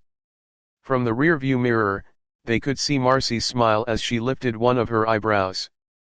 She was barely acquainted with them, yet they have already fought alongside each other in a life-and-death battle. Looking at the two people, Lin Sanjiu smiled faintly for the first time today. "That's right. So, can we talk about this goddamn world now?" Chapter 7, This New World. Under Lin Sanjiu directions, Marcy drove all the way to the 38th-floor condominium and parked the car in a secluded spot for them to rest. This was a high-end residential estate after all, so there were lesser people compared to the outside. Even in this world that had changed beyond recognition, the garden still looked unusually peaceful now. Hesitating for a moment, Lin Sanjiu sealed the broken window and switched on the air conditioner. Zhu Mei was no longer around. It made no sense to save that electricity. A cool environment would not only help her recover her strength, it would also be good for that wound on her neck. At least, it would reduce the chances of infection under such high temperatures. Despite how logical her decision was, she could not help feeling somewhat crestfallen as the cool wind started to blow. Luther noticed her expression. He sighed and comforted, "Big sis, don't grieve too much. Your friend, at least your friend, did not die at the hands of a Duoluazhong." After experiencing that near-death encounter together, their relationship had unwittingly grown closer. Lin Sanjiu could feel the kindness in Luther's words and smiled. She only replied after a while, saying, "Can you stop calling me big sis? I am really not much older than you." "That's right, I haven't had the time to introduce myself just now. My name is Lin Sanjiu. Well, I just evolved recently." "So your name is derived from the phrase, 'mortal affairs are discussed merely over 3 cups of wine,'" Luther immediately pouted.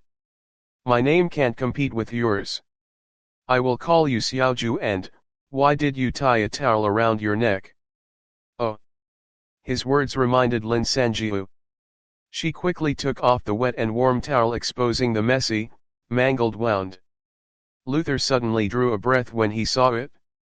Marcy raised both her eyebrows, looking puzzledly at Lin Sanjiu. Lin Sanjiu opened a bottle of clean water and started cleaning her wound. As she did this, she recounted the incident with Ren Nan. Largely due to the fact that the two of them had saved her during that previous critical juncture, Lin Sanjiu was very willing to trust them. Unlike Luther, who listened dumbfoundedly, Marcy listened silently with knotted brows. Suddenly, she pointed to the bottle of clean water. Lin Sanjiu paused for a moment and Marcy offered, "Let me do it. I have studied medical science for a few years." After that, she took a roll of bandage and some antibiotics from her waist pouch. Can a personality that had achieved a corporeal body actually have a set of life experience? Lin Sanjia shot Luther a look of confusion but did not say anything. She just lifted her head and swallowed the 2 antibiotics obediently. With Marcy's skills, it did not take long for the wound on her neck to be properly dressed and bandaged. After listening to her story, Luther was still a little engrossed in the details. I have heard about such cannibalistic abilities, but Marcy and I have never met someone like that before. I always thought that it was just an urban legend. I can't believe it was actually real. That Ren Nan probably only evolved recently too, that's why you managed to easily get rid of him. Otherwise, if he was given more time, who knows how powerful he would have become. Luckily, we didn't meet such a person, Marcy commented quietly. After she had spent half a night with them, Lin Sanjia could tell that even though Marcy was unable to engage in real combat, she was nimble, cool-headed, and more experienced. She felt more reliable than Luther. Can you explain to me about this world? What is happening? How many worlds are there? Lin Sanjia faced Marcy and could not help asking. Why are you asking Marcy and not me? She heard a protest from beside her coming from Luther. As if she did not hear her question, Marcy replied with another question instead. Have you heard about the theory of parallel dimensions before?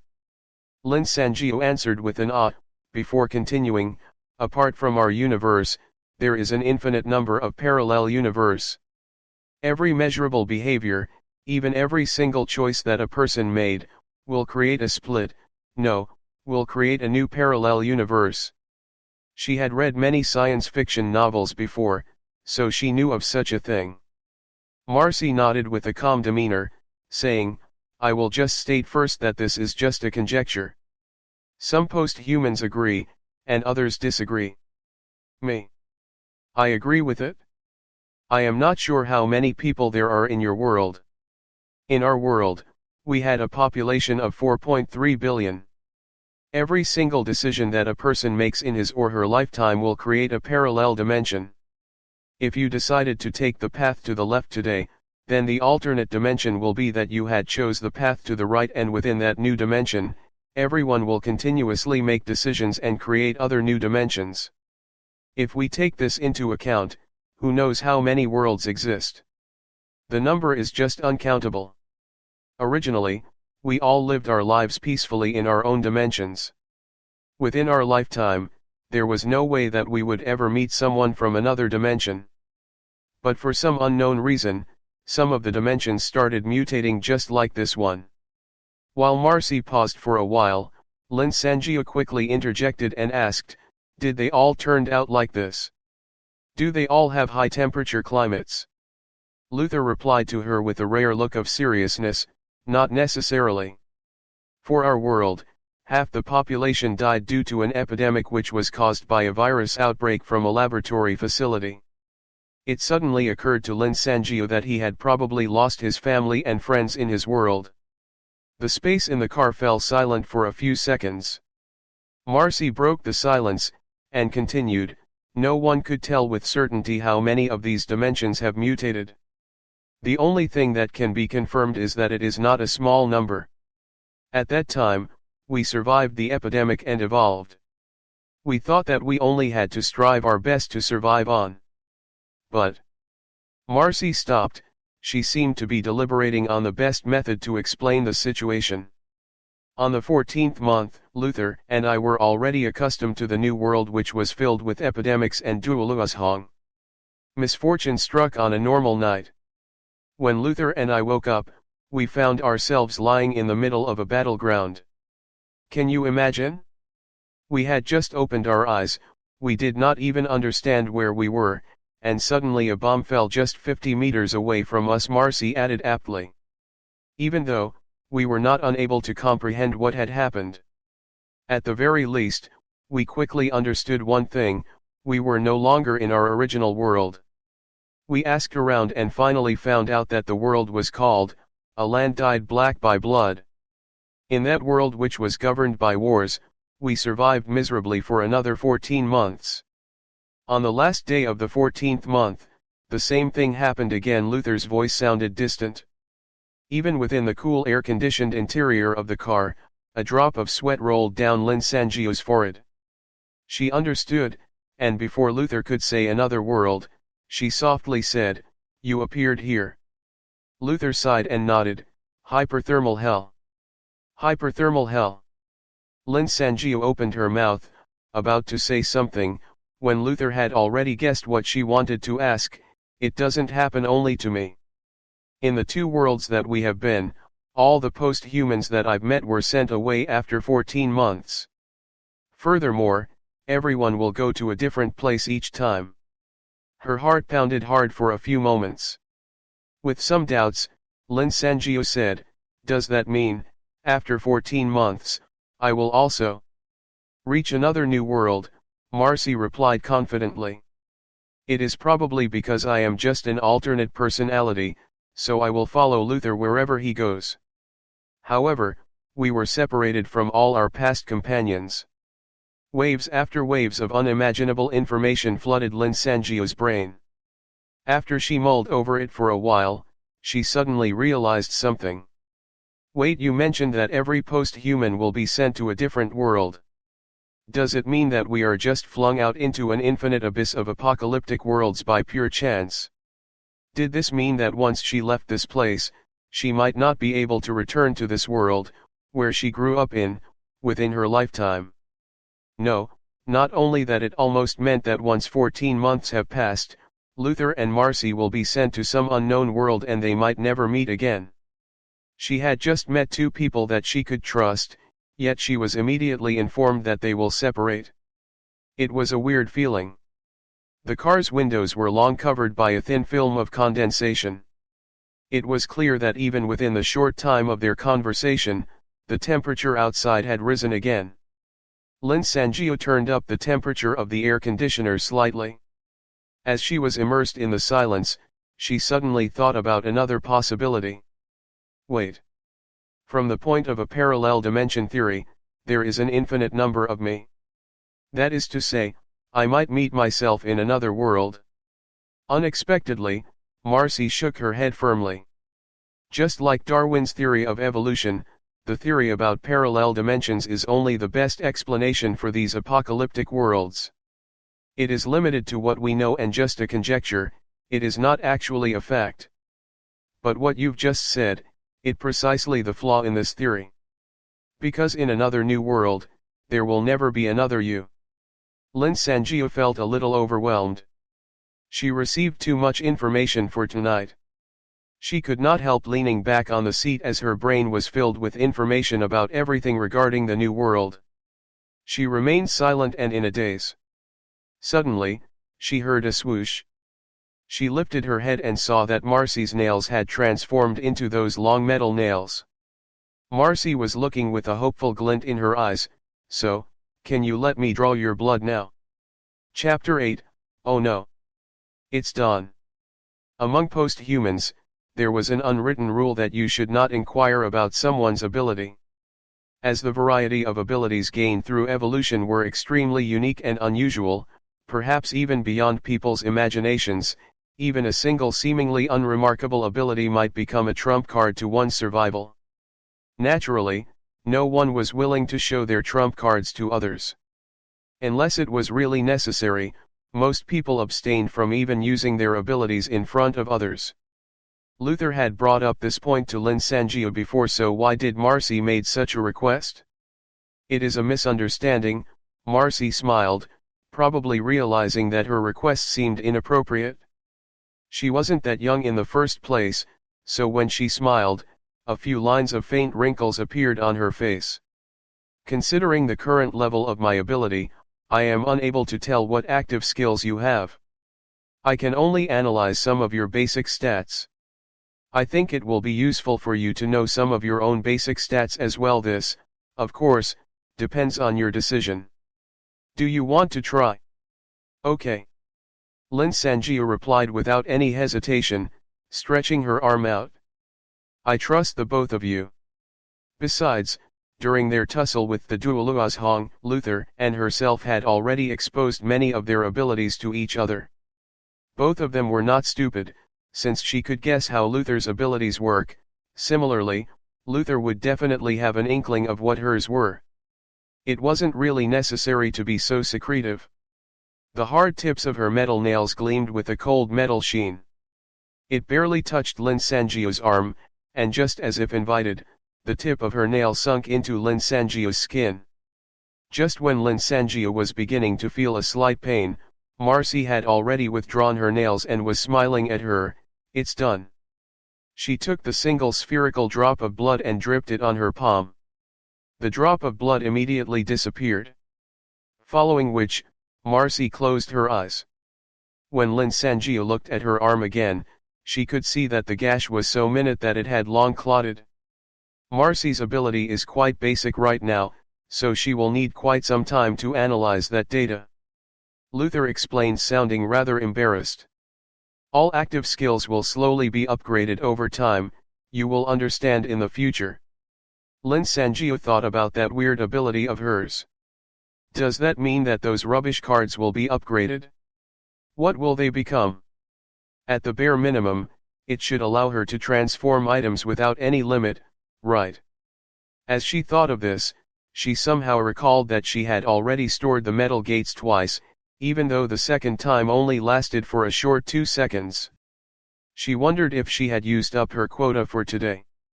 She needed to find the right time to test it out. While waiting for Marcy to analyze the data, and out of her own curiosity, Lin Sangio started chatting with Luther. Compared to her, he was the more experienced one, having been through 2 other new worlds. As he shared his experiences, many of which new and foreign to her, she listened, feeling amazed for one moment, laughing out loud the next, and even felt on the edge during the exciting parts. Luther probably had not spoken so carefreely to someone in a long time.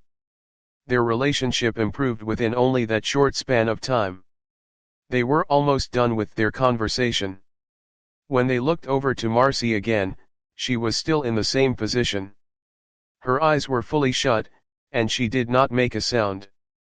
"How long does it take for Marcy to analyze the data?" Lin Sangio finally asked. From what I see, I think she'll need another 1 to 2 hours, Luther replied, appearing slightly embarrassed. "It didn't take her that long to analyze my stats in the past." "That long?" Lin Sangio was startled. She immediately leaned over and looked upward to the sky through the car window. At that moment, the color of the black night sky was already visibly lighter, and the horizon in the east was already showing a line of ashen white. As she plopped back into her seat, her face revealed her slight worry. "What's wrong? What's with that face?" "It'll be dawn soon," Lin Sangio mumbled, turning to Luther. "It is already that hot at night. Once the sun rises, the car will be directly under the sunlight. What will be the temperature then?" Luther was momentarily stumped by her question. They looked at each other in dismay. Lin Sangio massaged the area between her brows and said a little wearily, "If we stay another 2 hours here, we will all become roasted ducks." Even though there was an adequate amount of electricity and petrol in the car to maintain the air conditioner for some time, this bit of cool air seemed ever so fragile compared to the vicious assault of heat from the outside environment, and this was only the situation at night.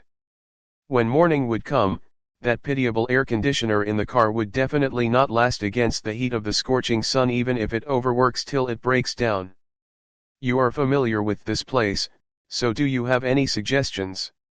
Luther, who had maintained a relaxed look all this while, couldn't help taking things more seriously right now. She did have an idea. The most luxurious shopping mall in the city was located near this condominium estate. The building itself was basically useless. The mall was designed with a tall tropical forest feature in the center, and to create the visual impact of an integrative nature experience, the ceiling was built with transparent reinforced glass. In the past, having the sunlight on your shoulders, while strolling among the greenery was a wonderful experience. In the present context, it was definitely deadly. However, the basement of the shopping mall was occupied by a huge import supermarket. Aside from providing shelter from the sunlight, there was also a large quantity of food and water. As Lin Sanjiu described the mall, Luther suddenly became excited. Supermarket. That's great. You don't know this, but Marcy and I have not eaten any decent human food in over a year. In the previous new world that we were in, we ate hardtack or army rations every day. When the situation was really bad, we had even resorted to chewing on tree barks. My God, I had a bad constipation, my stomach was as hard as a rock. Lin Sanjiu looked at him with lifted brows. Luther realized that he had said too much and gave an awkward cough. You're right. We have no idea what the temperature would be like in the morning. We should indeed start planning. After they discussed quietly for a while, both of them quickly came to a decision. They will first drive to the entrance of the shopping mall, next they will park the car in a shady spot, thereafter Luther will carry Marcy, and they will enter the supermarket together. The food section took up the largest area in the supermarket. In addition to that, there would also be stock in the warehouse. There should be more than enough ration for 3 of them. Furthermore, the location of the shopping mall was ideal.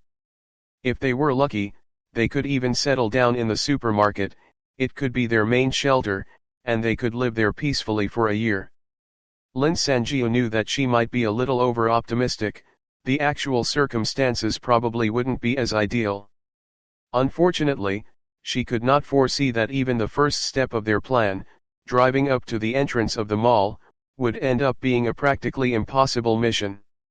The shopping mall was situated in an exceptionally good location, it was just on the main street of the city center. The small district nearby was famous for its nightlife.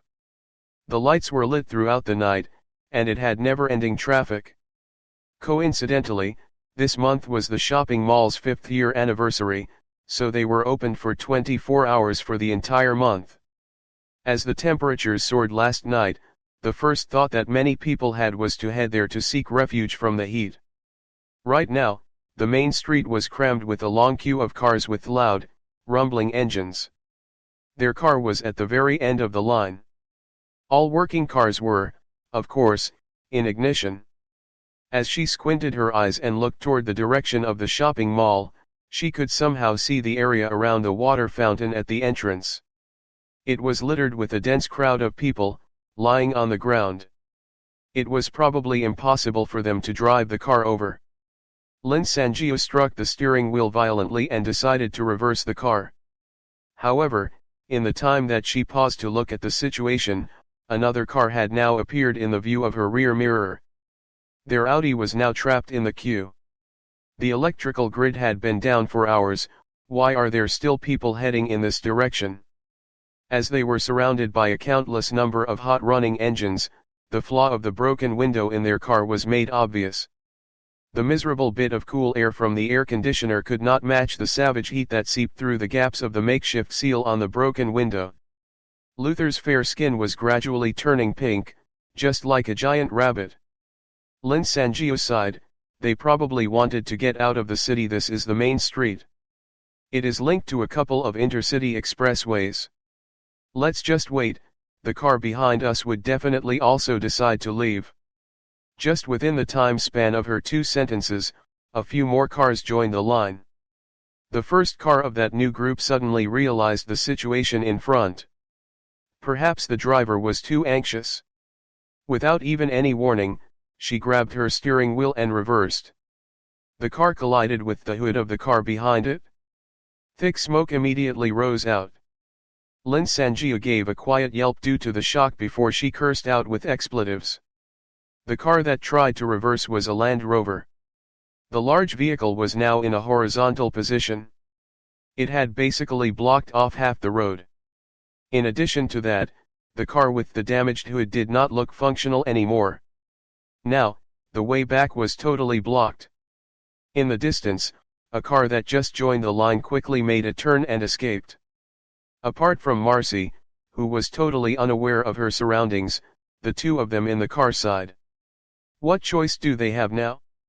They could only abandon the car and continue on foot. The sky was now a hue of green, just like duck eggs. It certainly wasn't as bright as being in broad daylight, but it was bright enough for them to see everything. How much water do we still have? Luther licked his dry, chapped lips, feeling uneasy. Lin Sanjio looked at her backpack. Actually, she knew even without looking. There was not even a single bottle of mineral water left. She only had 3 cans of cola, and they were even warm. Considering the condition of both their bodies, she threw over a can of cola. There are only 3 of these. Just drink it quickly. Even if it doesn't hydrate you, at least you get some sugar. We will probably need quite a lot of energy to get there. Unexpectedly, once Luther drank a mouthful, he paused. As he burped, he asked, "What's this?" Apparently, in his original world, the Coca-Cola company did not exist. Looking at him smack his lips savoring the last bit of the beverage, Lin Sanjio finished hers as well. She threw out the empty can and asked, "Are you ready?" Luther nodded. She took a deep breath, opened the car door and got out.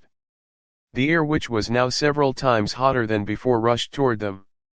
Chapter 9, Everything in the supermarket is free on Doomsday. It was too hot. Unless one could experience it himself, the heat was totally beyond imagination. Just as her sweat appeared, it immediately evaporated, then, it was followed by the next bout of hot perspiration. She felt as if her entire body system was struggling to keep her alive, just like an old dog on its deathbed, rapidly panting amidst the blistering hot air. Comparatively, Luther looked much stronger. Even though he was carrying Marcy, he was definitely doing better than Lin Sanjiu. He noticed it himself. He asked loudly, "Hey! You body becoming stronger." "What?" Lin Sanjiu raised her voice and shouted. The engine sounds around them were too loud. Luther was just on the other side of the car, but she had difficulty hearing him. "I said," Luther went around the car and walked toward her. Marcy was taller than him, so while he carried her on his back, her feet were dragging on the ground. "Have you experienced your body becoming stronger?" She had only said a single word just now, yet Lin Sanjiu could feel that her tongue was totally dry. It was so dry that she could feel the dryness in her larynx. She did not dare to open her mouth again. She only shook her head, hinting to Luther that they should quickly continue walking. Luther's face showed his surprise. He wanted to say something, but how was this a good time for idle chatter? He quickly nodded his head as they continued traversing through the queue of cars which were spewing hot air. Lin Sanjiu had to wipe her eyes every few steps. She was sweating too much, her sweat had just entered her eye. The hot stingy sensation was unbearable. She couldn't refrain from doubting herself. Was there a time limit to the effectiveness of her heat resistance adaptation? Otherwise, what could explain why she didn't feel as hot when they started, yet she was perspiring so profusely right now? If this went on, could she even reach the supermarket before dying from dehydration? The two of them looked around in silence. There was a median barrier in the center of the road which separated the two-direction flow of the traffic. However, in times of crisis, there were only that many people who could still abide by the traffic code. Currently, the cars were tangled in a messy disarray. Some of the cars were in the right direction, while there were others that were trapped against the traffic. If they had to climb over that barrier, it will not only take a toll on their body, and carrying Marcy was also a problem. Furthermore, they had to continue walking through that burning hot car queue again. That will definitely kill them. Without even discussing, both of them walked towards the end of the queue. The person who drove the Land Rover was a skinny woman. When the both of them walked past, Lin Sanjiu noticed that the driver had fallen over in the car. The driver had sunken eyes and was already unconscious. She was probably already dehydrated and was succumbing to the confusion due to it. She must have crashed her car in that state. As for the tiny car whose hood had been ruined, it was certain that the air conditioner in the car was probably unusable now. Miraculously, thanks to the cool air that was retained, the fat middle-aged man in the car was still alive. Ever since the two of them left their car, he had been eyeing them closely. When Lin Sanjia walked past the side of his car, the fat man suddenly faced her direction and rapped on his car window quite a few times. Honestly speaking, Lin Sanjia was not a hard-hearted person. However, she felt like she was melting. She did not even know how long she could last. There was no way she could even squeeze an ounce of compassion, so she just looked at the fat man with a frown. Behind a sheet of glass, the fat man's voice was muffled and unclear. "Outside hot, can we still walk?" Lin Sanjia could roughly guess what he meant. She shook her head indicating that he could not. After that, she continued forward. The hot exhaust that was spewing from the car made the bad situation even more insufferable. She really could not stand not moving away. As he saw her leaving, the fat man became angry. He pulled open his car door. "I am talking to you. Stop right there. Aren't you walking just fine?" Before he could finish his sentence, he abruptly burst into an ear-piercing scream. That soul-numbing scream was filled with agony. It was even louder than the engines. Lin Sanjia turned her head quickly. She noticed that a series of blisters have appeared on parts of the fat man's skin which was directly exposed to the exhaust outside. The scarlet-red blisters on his skin burst open. They were all over his face and hands. It was as if he was scalded by hot boiling water. It was a ghastly sight seeing the blisters burst and revealed patches of damaged skin. His painful screams continued. Lin Sanjia could not take it any longer. She held on to Luther to stabilize herself. She lifted her leg and kicked the man back into his own car. After that, she slammed the door. All of a suddenly, the painful screams quietened. Seeing that the fat man's burns were not worsening, Lin Sanjia panted, then exchanged a panicked look with Luther. The effectiveness of her ability did not decline after all. The truth was that the external temperature had already reached a terrifying level. It was at the level that a mixture of heated exhaust and the surrounding air was sufficient to cause burns to a normal person. "Stop thinking about it. Let's go." Even the talkative Luther was speaking sparingly. The two of them walked hurriedly out from the car queue. After they left the hundreds or thousands of running engines, they finally felt a little better. They crossed the road and walked onto the sidewalk which was lined with trees. They did not dare to delay and headed quickly in the direction of the shopping mall. The leaves on the trees have already lost their green hue. The black, dried, and shrunken leaves were all on the ground under the trees. Every now and then, Lin Sanjia would see a few motionless people lying on the ground. Every inch of their skin was covered with burns. Their body no longer showed any signs of breathing. No matter how strong she was, this was the first time that Lin Sanjia saw that many dead people. Feeling somewhat fearful and nauseous, she tried swallowing her own saliva a few times, but her mouth was dry. There was not even a hint of moisture. "Let's drink that last can of cola." Luther's hoarse voice came from behind her. Lin Sanjia considered for a moment before taking the can of cola out. Even though the cola may not be that hydrating, there was more than enough food and water in the supermarket. She saw no point suffering outside and torturing themselves any further.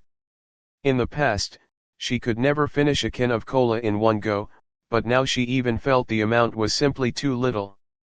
Without caring about the taste, they shared the hot cola and finished the can.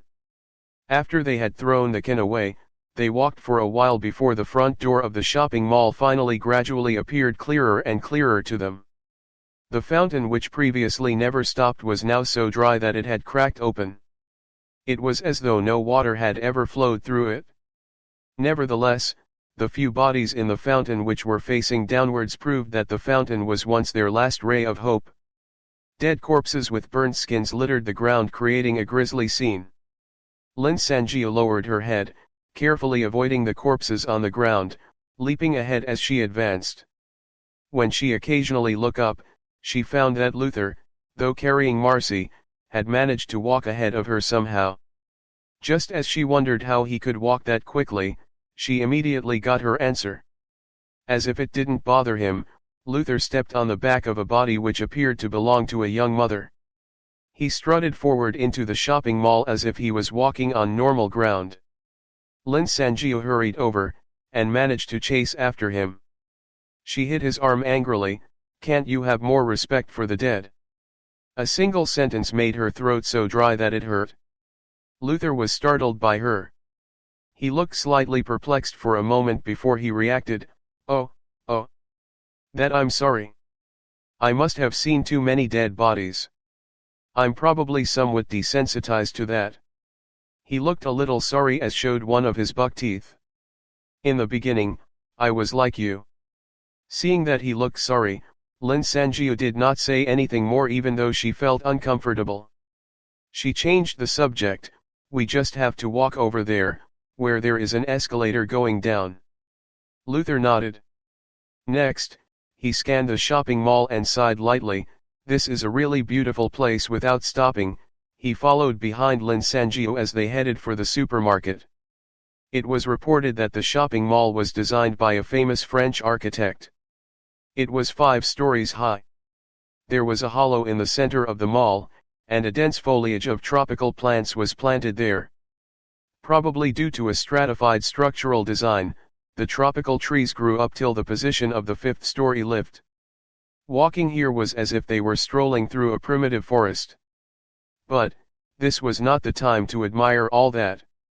Lin Sanjiu took a quick glance of the tropical forest, sensing that something was wrong, but she could not tell what it was at the moment. She shook her head and rushed down the escalator.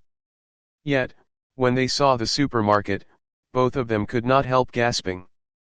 The situation was worse than what Lin Sanjiu had anticipated. She knew that she would not be the only one that thought of the supermarket. But the situation here was definitely beyond her expectation. As the temperature soared last night, the supermarket was obviously still operating. It was filled with people. Naturally, all the people were dead now. Their motionless, speechless corpses laid on the floor. The seemingly frozen scene captured the chaos that ensued last night. There were empty bottles everywhere. Bottles of mineral water, beverages. There were dried up patches of splashed fruit juice all over the beige floor. The beverage section looked ransacked as the last few bottles of water lay haphazardly on the shelves. Many of the dead bodies on the ground, hugged on tightly to bottles of beverages covered in blood and body fluids. The most shocking thing was that the death of a cashier was clearly not due to dehydration. There was a deep dent at the back of her head. The cash register in front of her was opened wide, and it was empty inside. Luther clicked his tongue twice, disapprovingly. The robber must be feeling stupid right now. That's if he is still alive. Lin Sanjiu was extremely thirsty. She grabbed a bottle of water from one of the corpses that was at the entrance. She drank half the bottle noisily without caring about any taboo, then passed the bottle to Luther. Even though the supermarket was filled with dead bodies and was in a mess, but at least the food and water left behind should still be sufficient to sustain the 3 of them. Luther was already feeling very tired after carrying Marcy for the whole journey. He placed her on the floor mumbling, "She doesn't even have a real flesh and blood, why is she so heavy?" Lin Sanjiu rested at a cashier counter with no dead bodies. Hearing that, she asked inquisitively, "I wanted to ask earlier, Marcy was around just now, so it wasn't convenient." When the Duoluaz Hong commented that she was made of false flesh and blood, what does that mean? She is one of my personalities that had taken corporal form. In some sense, she is an independent human being, Luther explained and drank from the bottle at the same time.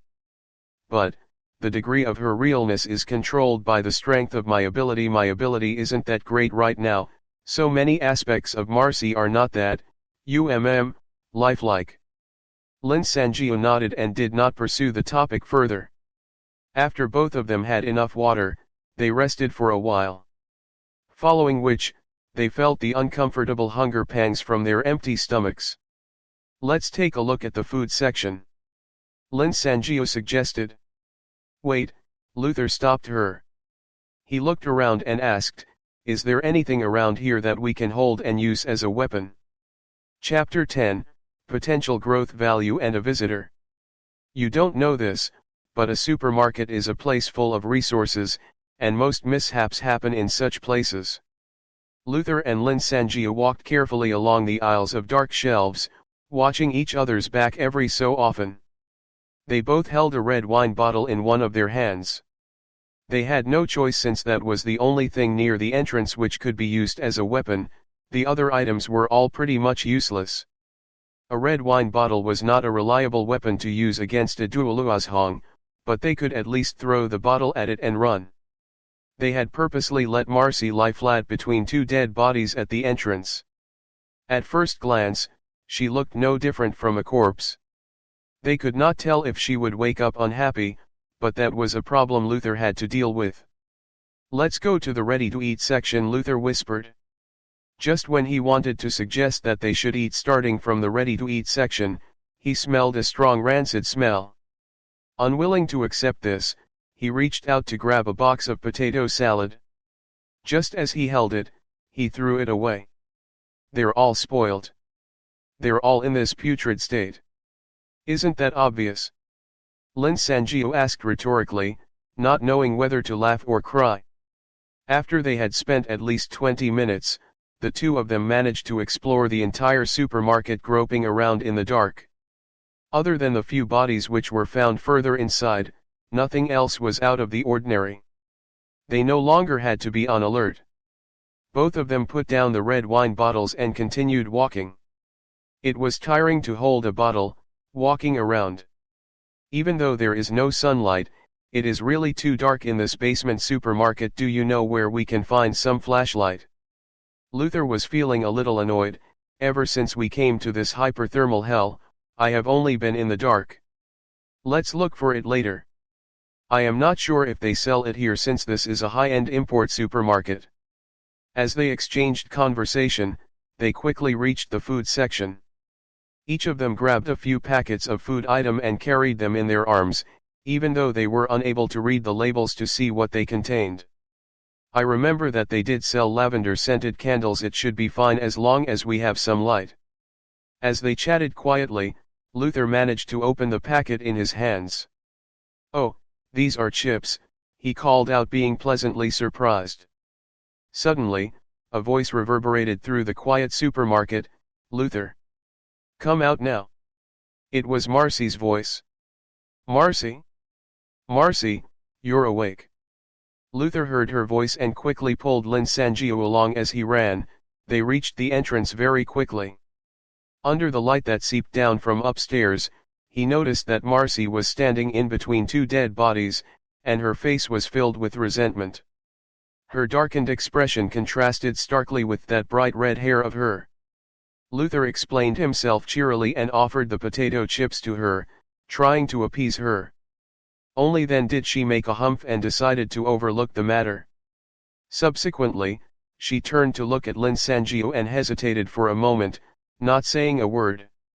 Lin Sanjiu did not know why, but she suddenly felt a little anxious.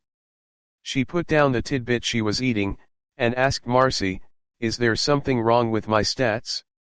I wouldn't call that a problem. Maybe I haven't collected enough samples." Marcy smiled in a consoling manner, "Your stats are a little different from those I have collected before." "What do you mean?" Lin Sanjiu quickly asked. "It is not that easy to explain like this. Why don't you see for yourself?" Just as she said this, Marcy's nails grew out again. Different from before, this time round, there was a faint golden glow on the tips of her nails. Marcy looked around and found a place that was darker. She signaled for both of them to come to her. Next, using her index finger, she wrote some words in mid-air. Each word appeared with a golden glow, floating in mid-air. Lin Sanjiu tried to suppress her astonishment, but with little avail. "Your stats are on the left," Marcy explained and continued writing. "I will write down Luther's stats for you to make some comparisons." Lin Sanjiu's passive skills. Heat resistance adaptation, able to effectively resist environmental temperatures up to 125 degrees C. Keen senses, not always accurate, but the probability of it being accurate is high. The third skill is currently being developed. Lin Sanjiu's physical stats. Height 168 centimeters. Weight 56 kilograms. Average timing for 100 minutes 11.6 s. Reaction time considerably quick. Vision 5.0. Body fat percentage 18.5%. Muscle mass percentage 45.7%. Potential growth value high. When Marcy finished writing, Luther was the first one to exclaim "huh," which made Lin Sangio even more nervous. Marcy rolled her eyes at him and continued saying to her, "These are not all your stats? I chose some of the more important categories. I will write down the other information after we made the comparison." Lin Sangio nodded and read through her own stats quickly. Since she was young, she had been good at sports, being quite nimble. She did well in the physical ed classes that most girls hated, scoring a high score for her college exams. Naturally, she had always been teased by boys with phrases like, all brawn and no. Anyway, other than her potential growth value, the numbers seemed normal to her. Just as Lin Sangio was deep in thought, Luther's stats started to appear in mid-air as well. Luther's passive skills. Extreme climate adaptation, able to survive in climates with extremely high or low temperatures. Enhanced condition improved physical capabilities. Optimized speed improved agility. Eagle eye greatly improved scope of vision and improved night vision. Parkour having cat-like dexterity. The sixth skill is currently being developed. Luther's physical stats. Height 174 centimeters. Weight 70 kilograms. Speed 120. Strength 89. Max attack 101.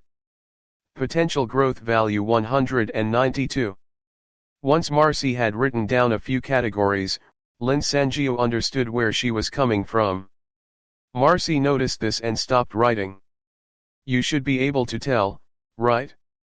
Luther's stats are generated conceptually using my ability, and they are like, well, a game characters. Lin Sangio nodded.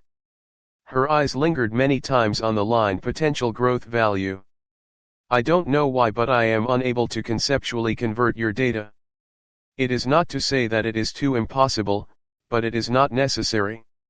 All your stats are as they are, you can get this from any physical examination, that's not all.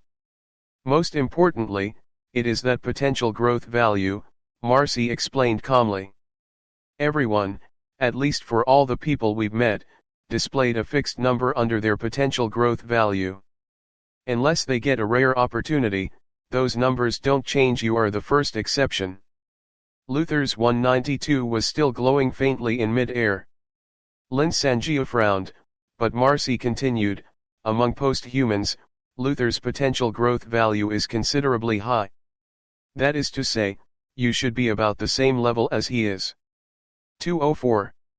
Lin Sangio lifted her head and exclaimed, Ren Nan. Ren Nan's potential growth value was 204. I used my ability on his corpse so I could see a lot of his information. It seems that my stats must be pretty good.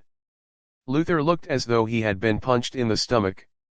He yelled, how can that guy have a higher potential growth value than me? That's impossible. I am the heavenly king of potential. The heavenly king of stupidity suits you better, Marcy sighed faintly, turning to face Lin Sangio. That's right. Do you understand now? Your stats are just too abnormal. I have no explanation for this now. It's all right. Lin Sangio laughed.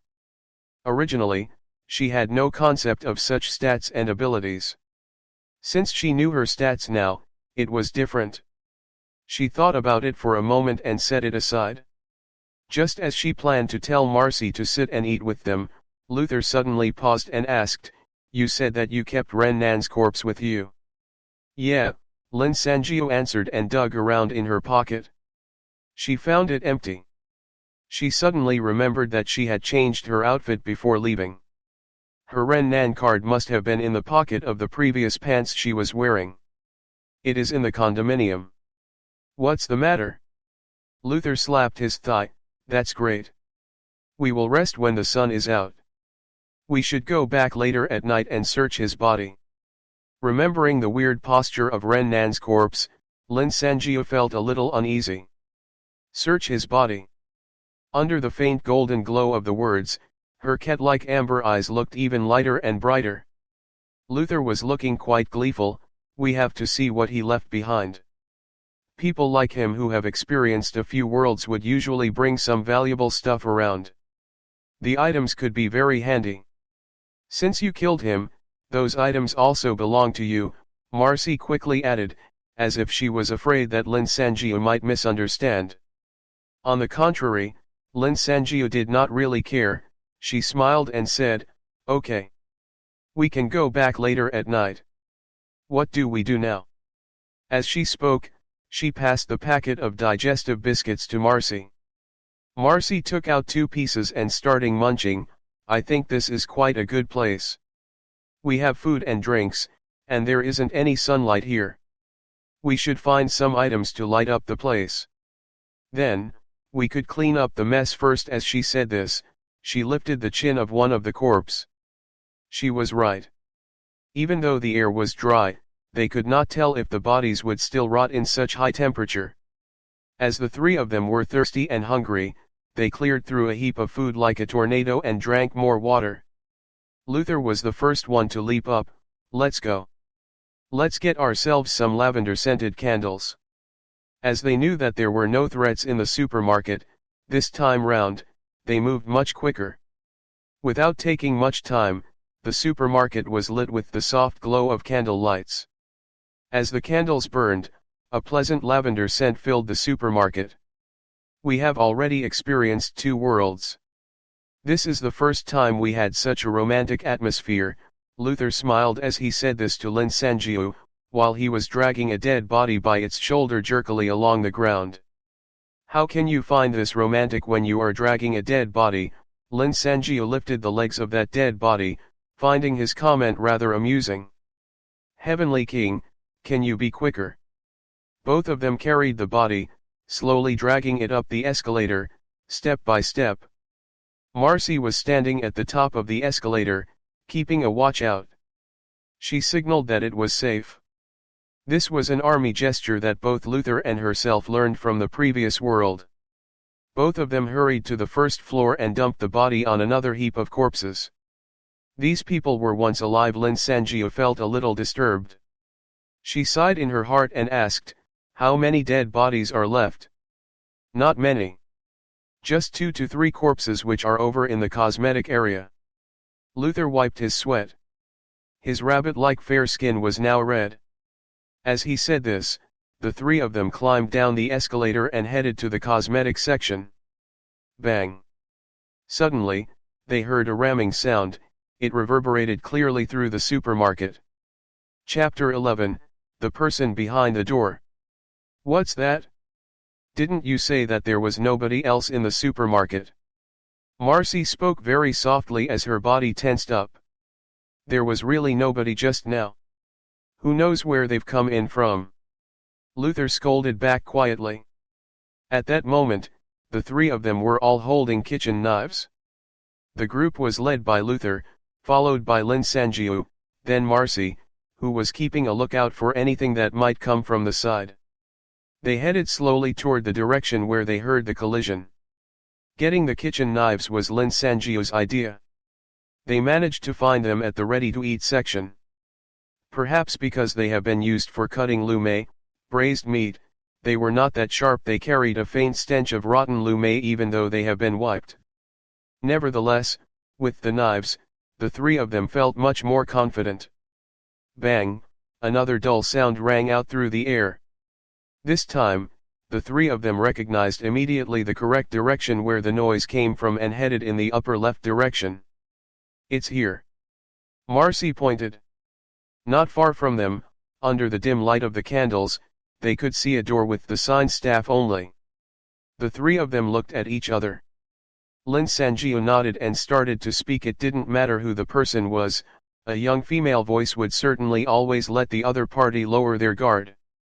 "Who's inside? Come out now." The air stood still for a few seconds. After they waited for a while, and just when Lin Sanjia was about to impatiently ask again, an unmistakable sobbing sound came from behind the door. They heard a bright, timid voice asking, "Who are you?"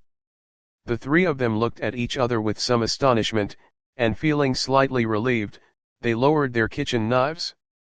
This was not only because they could clearly tell that it was a female voice, but also because the voice sounded childlike. The person behind the door was definitely no older than 14.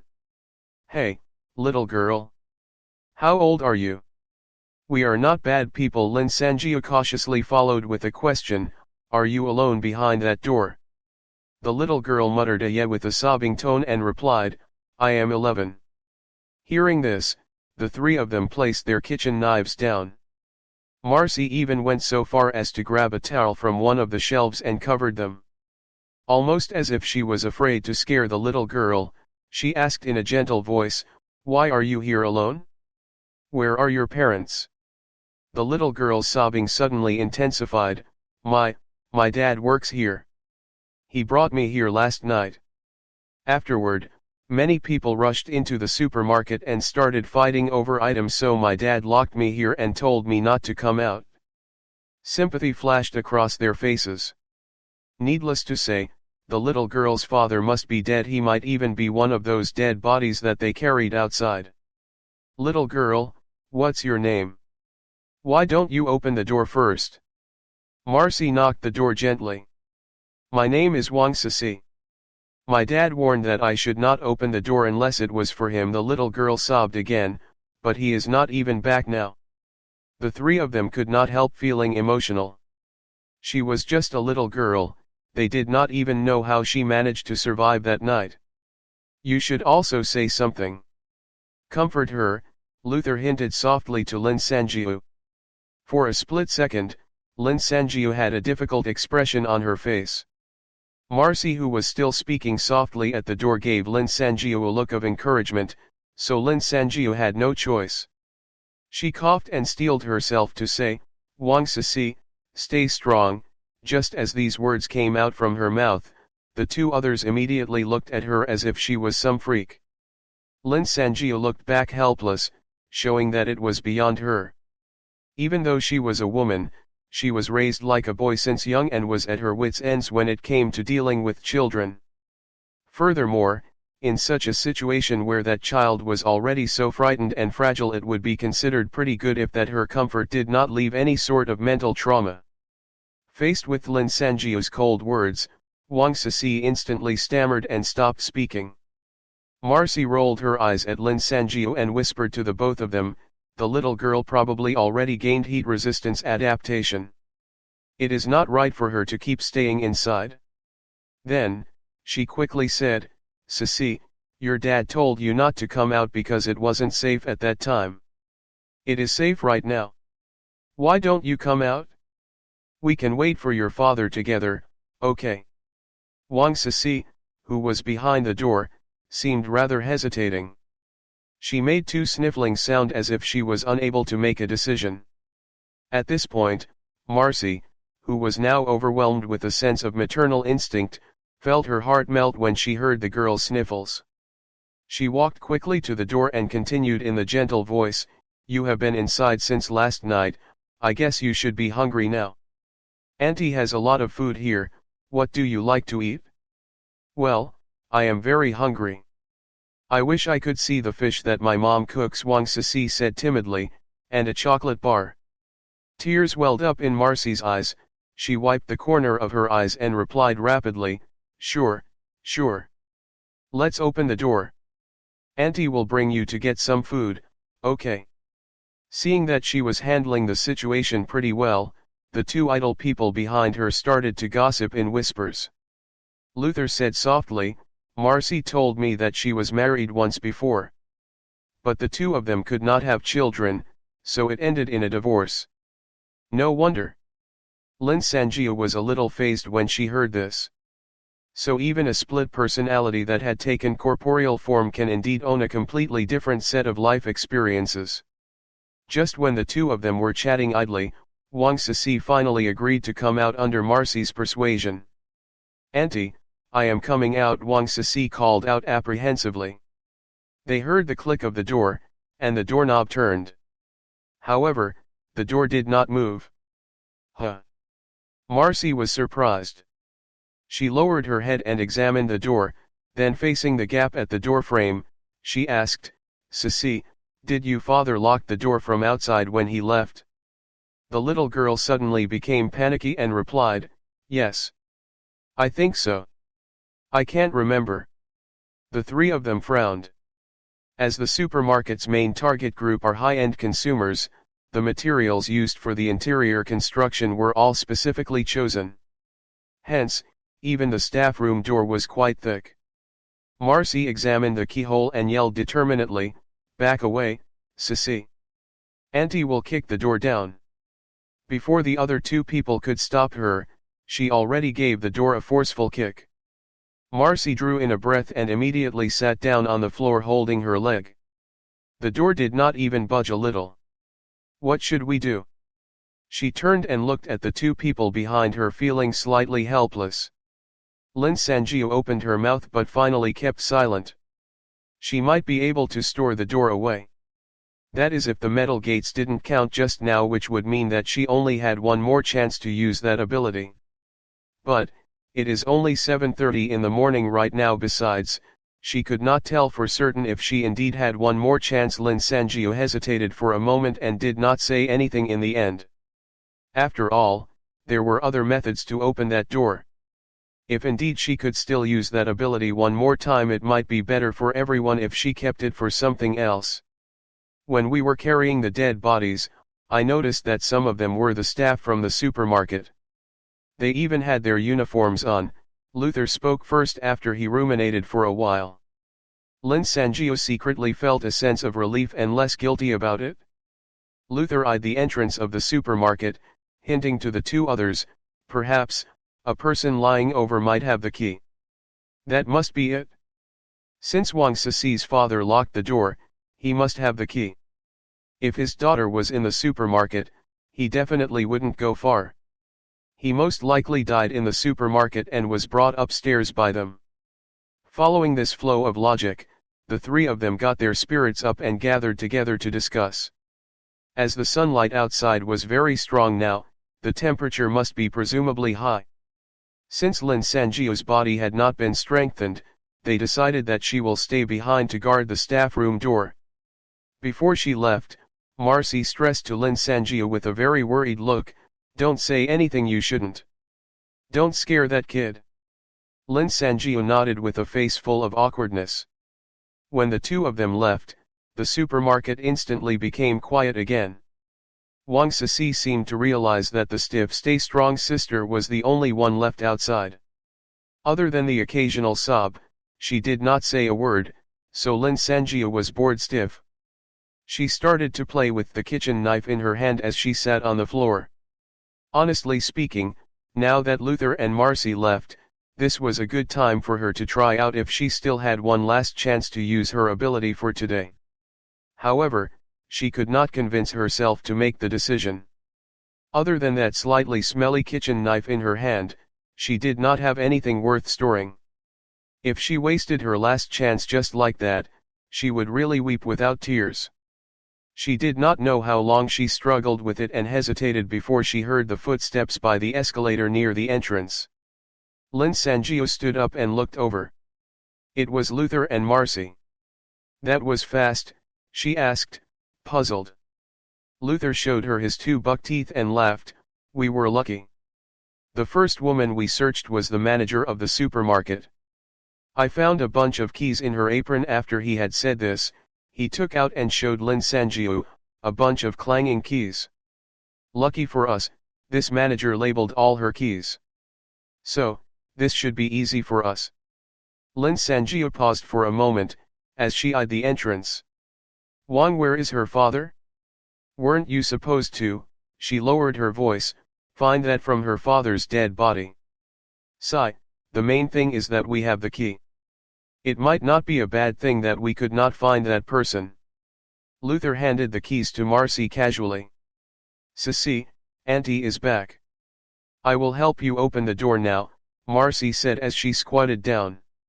Just as Marcy slot the key into the keyhole, Lin Sanjiu suddenly felt her heart skipped a beat.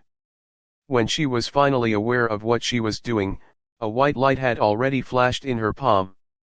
The kitchen knife had turned in a card, and she pinched it tightly in her hand. Lin Sanjiu looked at the card in her hand with some shock. Before she could regret over her impulsive action, she could hear the sound of the door being unlocked. Next, Marcy gently pushed open the door and said, "Sissy, Auntie already opened the door." Just as Marcy took a step forward, Lin Sanjiu suddenly tackled her and pushed her to the ground. Chapter 12, Living On with Wang Sissy. In a split second, everything became chaotic. With Lin Sanjiu's tackle, the skin on Marcy's elbow was scraped and hurt with a burning sensation. Just as she was about to say, "What the hell are you doing?" she heard Luther yelled out. Luther lifted his knife and rushed into the room, brandishing the knife above Marcy and Lin Sanjiu. Clash, a metallic sound rang out. With Luther's attack, the agile thorn-like black shadow that was about to pierce Marcy's face was suddenly sent flying away. Marcy blinked her eyes and only realized then that it was the mouthpart of a duoluazhong. Lin Sanjiu did a somersault and quickly stood up on her feet. Marcy stood up almost at the same time. Feeling a sudden warmth on her face, she touched her face and found that her skin was still cut by the mouthpart and was bleeding. A few drops of blood fell to the ground, leaving a few red splashes. "Ago auntie, can Sissy drink this?" A timid-sounding, soft childlike voice rang out. The three of them did not move, their faces darkened. The staff room door was wide open, and a vomit-inducing rotten stench rushed out. A duoluazhong wearing a light pink flowery dress, no one could possibly call that thing a little girl, was standing at the door. She looked different from the security guard they had seen. Wang Sissy was much smaller than him and was a little plumper. She also had that wrinkly, layered brown skin, but her flowery dress still fitted her well. Unfortunately, there was a large black patch on the chest area of her dress which either came from the mucus that Wang Sissy's body secreted or some person's blood. There were a few sparse strands of thick hair that bore through that sticky layered skin on her head. They were tied together with an originally pink butterfly bow. That was probably once her ponytail. She seemed really happy as she held her dress and swayed twice. Her mouthpart produced a gag-sounding laughter. "Thank you, older brother, older sister, and auntie. Sissy can eat again." Just when Lin Sanjiu was about to say something, the girl thrust her nimble, thorn-like mouthpart forward. The three of them jumped backward at the same time, dodging her attack. The mouthpart swept across the floor, and the blood on the ground disappeared. As the blood entered her mouth, Wang Sissy suddenly made an ugh sound. Her mouthpart emitted a furious buzz. "It tastes bad. It tastes bad. I hate this." Compared to the security guard, her articulation was so much better. If they closed their eyes, it would sound as if she was a normal child throwing a tantrum. Thereafter, her lidless eyes turned and locked onto Lin Sanjiu. "You're the older sister just now who isn't gentle at all." Lin Sanjiu could feel the acid churning in her stomach. She suppressed her discomfort and coldly said, "We underestimated you. I didn't know that a duoluazhong like yourself could possess such intellect." She was much taller than Wang Sissy and was standing right in front of the staff room door, so she could easily see the entire interior of the room. There was a work desk behind Wang Sissy, and a dead middle-aged man was lying flat on it. There was a large bloody hole near his throat, and the stretch was coming from that dead body. Under the high temperature, the dead body was already quite badly decomposed, yet that fear that was plastered on his face was still ever so clear. At this moment, Luther's eagle eyes came in handy. He scanned the room, and gasped, "Xiaoju, Marcy, there is a nametag on that dead body. His name is Wang Jiwei." Marcy felt a shiver down her spine and gave a quick glance at Lin Sanjiu as she thought of something. Her conjecture was proven the very next second. "Do you know my dad?" Wang Sissy's massive eyes rolled around in her black shrunken sockets and almost looked as if they were about to fall out. You absorbed your dad. Before she could finish her sentence, Marcy covered her mouth, as if she was unable to hold back her nausea. She swallowed the remaining words in her sentence with her digestive juice. Lin Sanjiu quickly understood why Wang Sisi looked a little more hydrated than the security guard. This was because she had consumed the bodily fluid from a person. I understand now. Who saw you when you suddenly attacked your father? Was it the manager? She must have been shocked, so she took the opportunity and locked you in this room, right? The door was too well built, so there was no way a little corpse like you could get out, Lin Sanjiu said calmly, even though all her muscles tensed up preparing for her next action. When we came here, you heard our voice, so you thought of this method to trick us. I really can't tell that your dried, shriveled brain can still function so well. Angered by her cruel words, Wang Sisi immediately emitted an ear-piercing buzz. She shrieked resentfully, "How great do you think you are, just because you are fully hydrated?" At the same time, she charged at Lin Sanjiu with her mouthpart without any warning. As Wang Sisi was smaller, her mouthpart was also shorter. Lin Sanjiu was already prepared, so she rolled over to Luther's side and dodged the first attack. Without even pausing for a second, the girl swung her mouthpart toward the two of them, creating a sharp sound as it cut through the air. Luther used his kitchen knife to block the blow hurriedly. With the sound of a clash, the mouthpart was blocked for an instant, but his knife flew out of his hands and landed far away from them. At this moment, they were now both empty-handed. Noting that the situation was bad, Marcy rushed forward with her extended half-meter-long nails. She aimed directly for Wang Sisi's eyeballs. However, that mouthpart was really too agile. It recoiled back like a snake, and launched a counter-attack, totally destroying Marcy's attack. Wang Sisi made two clicking sound. It was a pity that her attack landed on that person in front of her, the nasty-tasting one. Without waiting for Marcy to look clearly, the mouthpart made a buzz again and once again headed toward Lin Sanjiu. This time round, Lin Sanjiu did not try to dodge and face the attack directly. Just when the mouthpart was about to touch her throat, she suddenly grabbed onto the sharp end of the mouthpart. She mustered her energy and pushed the mouthpart a slight distance away from her. The layers of skin of Wang Sisi's face gathered together in that instant. She seemed happy as she said, "Ha ha. Idiot. I can draw blood from your hand too." Luther and Marcy were shocked. Just as they rushed forward to help, there was a flash of white light. At the very next instant, they heard a sharp screech from Wang Sisi, who was shaking her head violently, struggling. Her screech was so loud that items nearly fall off the shelves from the reverberation. A kitchen knife had suddenly appeared out of nowhere and was now embedded in her thorn-like appendage, which was originally covered in a sticky fluid. Furthermore, the handle of the knife was in Lin Sanjiu's grip. Hearing Wang Sisi's screech, Lin Sanjiu smiled viciously as she held onto the knife handle firmly with both her hands. In this manner, she had managed to secure control over that most dangerous mouthpart. As she held on tightly, she yelled to the other two people, "Luther, kick her back into the room. Marcy, close and lock the door." Everything happened at lightning speed. Even though Wang Sisi heard their plan, it was already too late. A dark shadow flew toward her, and a kick landed heavily on her chest. A crackling sound filled the air, almost as if Luther had shattered her ribcage. Lin Sanjiu timed her action well, releasing her grip. The knife, which was still stuck on the girl's mouthpart, flew backward with the girl, who landed far back into the room. Marcy, who was standing to the side, was long prepared. She rushed forward at that moment and grabbed the door handle. Just then, a clear, mournful girl's voice came out from the room, "Auntie, I know I was wrong. Auntie, please don't lock me up. Boo-hoo. I'm in pain. Auntie Marcy, I won't do that again." Marcy froze for a moment, but she quickly cursed back in a low voice, "Damn you. I am not your auntie." She locked the door even before she finished her sentence. The bunch of the key was still hanging from the door.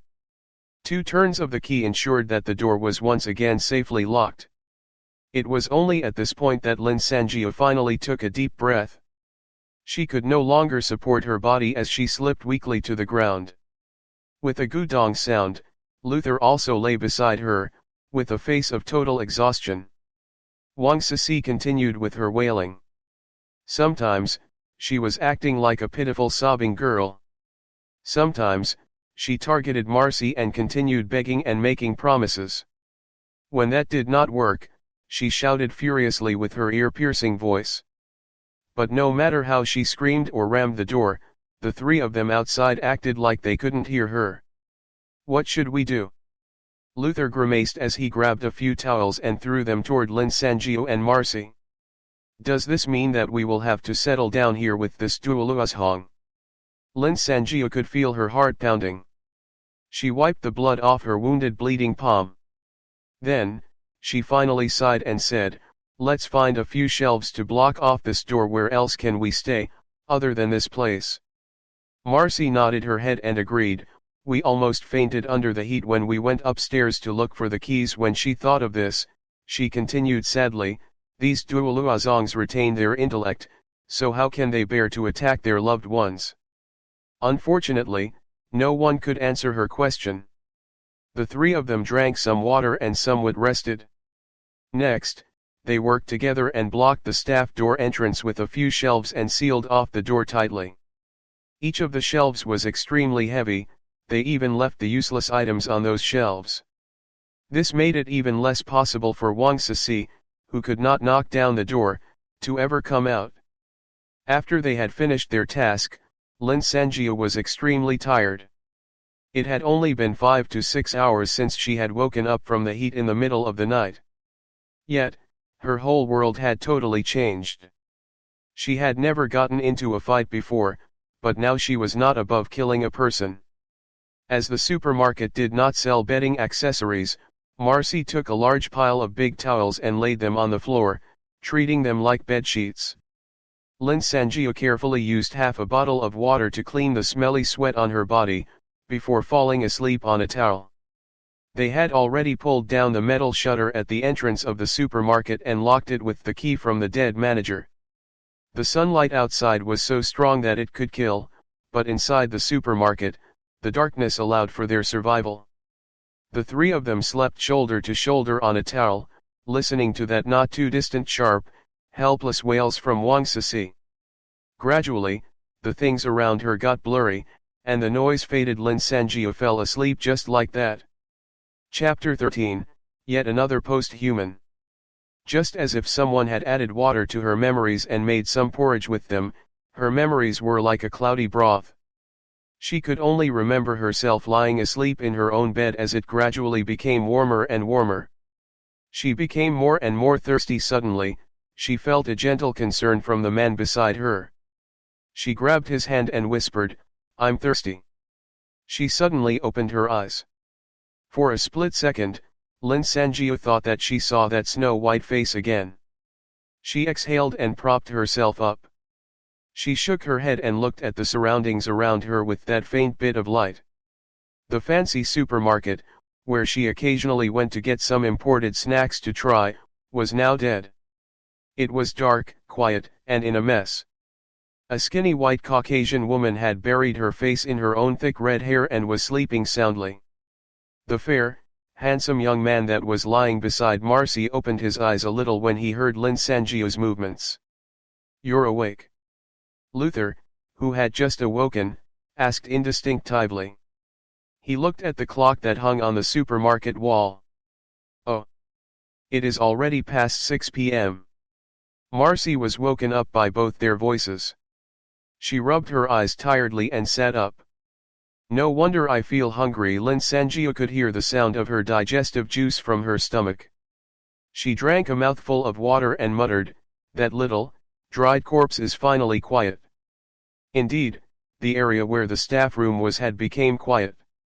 The shelves were still blocking the door, and it was as if there had never been a Wang Sisi. Luther replied, "I will bring some food over." With this, he got up, dragged his feet and yawned a few times as he walked to the food section. He came back with a few vacuum-packed food like duck feet and chicken drumsticks. After they had woken up, they found that the previously tense, uneasy atmosphere before they slept was almost gone. The three of them sat relaxingly in a circle, eating and chatting at the same time. "I'd say, you don't look like someone who has been on a battlefield," Lin Sanjiu made fun of Luther lightheartedly. She managed to find a packet of her favorite butter cookies. Hearing this, Marcy snorted, "Don't bring this up. When we joined the army, I had to train every day." He had it good. Using his ability to transform, he lived quite comfortably. "Really? Tell me about it?" Lin Sanjiu laughed and continued asking. He heard the two of them gossiping, but Luther's mouth was stuffed with food, so he simply could not explain himself. He anxiously gulped down a few mouthfuls of water, hoping to swallow the food down, and nearly choked himself. Suddenly, the rare sounds of laughter rang out in the supermarket. The few of them laughed and joked, and for a moment it seemed like the new world was not that scary after all. When she heard the laughter, Wang Sisi was pissed. She rammed the door and let out a sharp shriek. The three of them slept in the morning with that screaming in the background, so they were already accustomed to her existence. They did not even stop to blink but continued eating calmly. Surrounding by the ear-piercing background noise made by Wang Sisi, Luther tooted, "It would be great if we could have some fried vegetables and rice." This reminded Lin Sanjiu. She clapped her hands together suddenly. "Aren't we going to my apartment to search for Ren Nan's corpse? There is a gas stove in the apartment, it should still work. Let's bring some rice over. I'm not sure if we are able to fried vegetables, but making some pork porridge shouldn't be a problem." Once she made that suggestion, the two others started to salivate. Luther was the first one to jump up. He pulled Marcy along with him enthusiastically, running around the supermarket. They gathered all the ingredients within a few minutes: Thai rice, mineral water, and vacuum-packed meat. Disappointingly, they were unable to find a single torchlight in the entire supermarket. The three of them had to compromise by each carrying a lighter for illumination.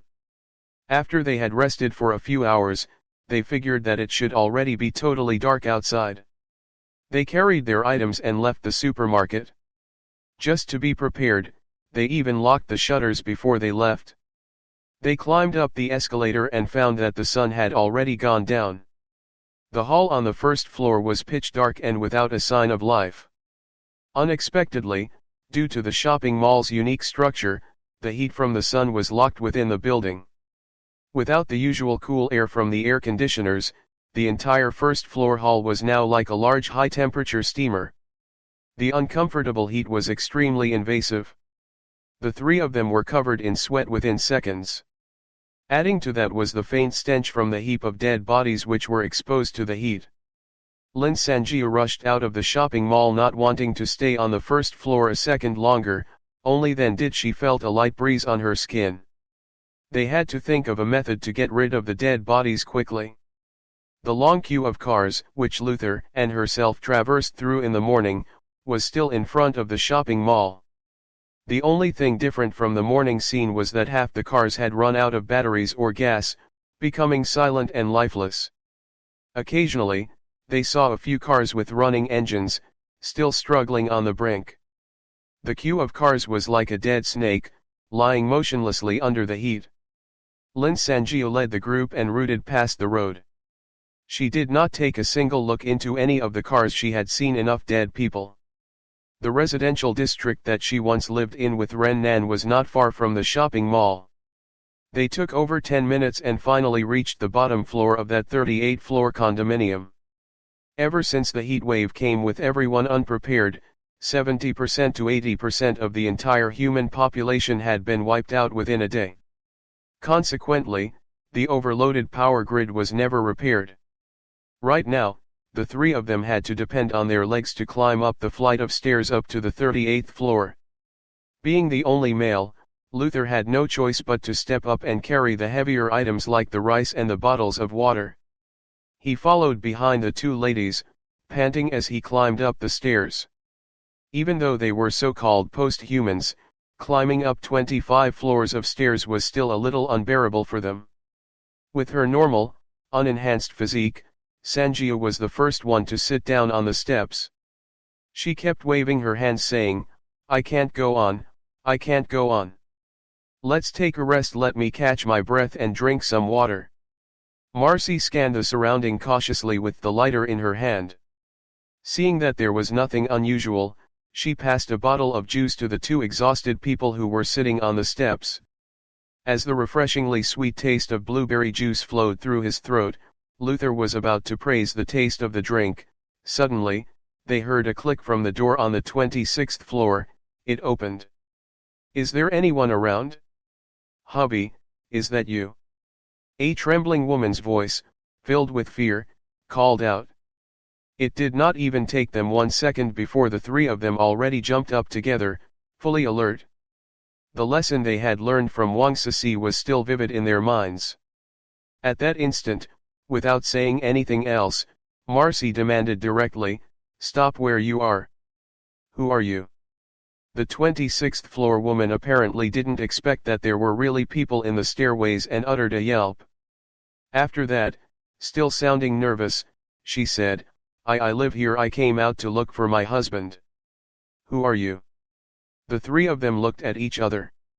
Lin Sanjia gave it some thought and raised her voice, "I am also a resident here. Can you walk slowly to the stairs and show us your face?"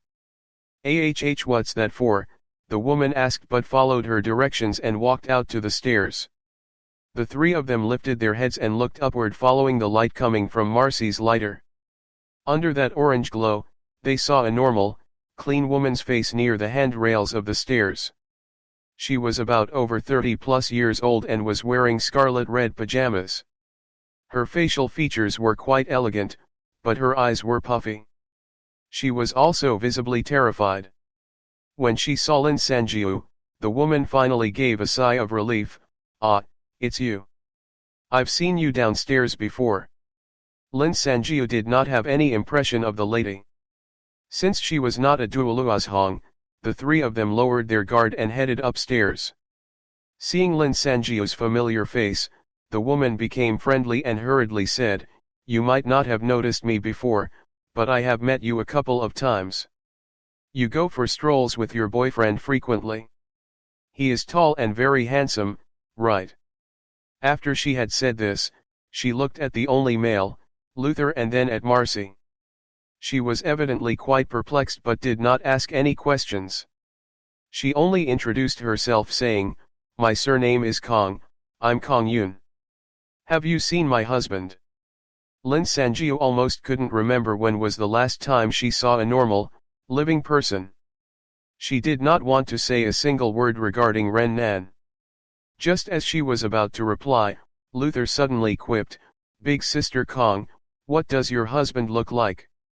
Wasn't he at home with you?" These words caused Kong Yun's tears to suddenly spill from her eyes. "Last night, we slept at the same time. But there was suddenly a blackout, and I woke up because it was hot. When I had turned to look at my side, my husband was gone, only his pajamas was left on the bed.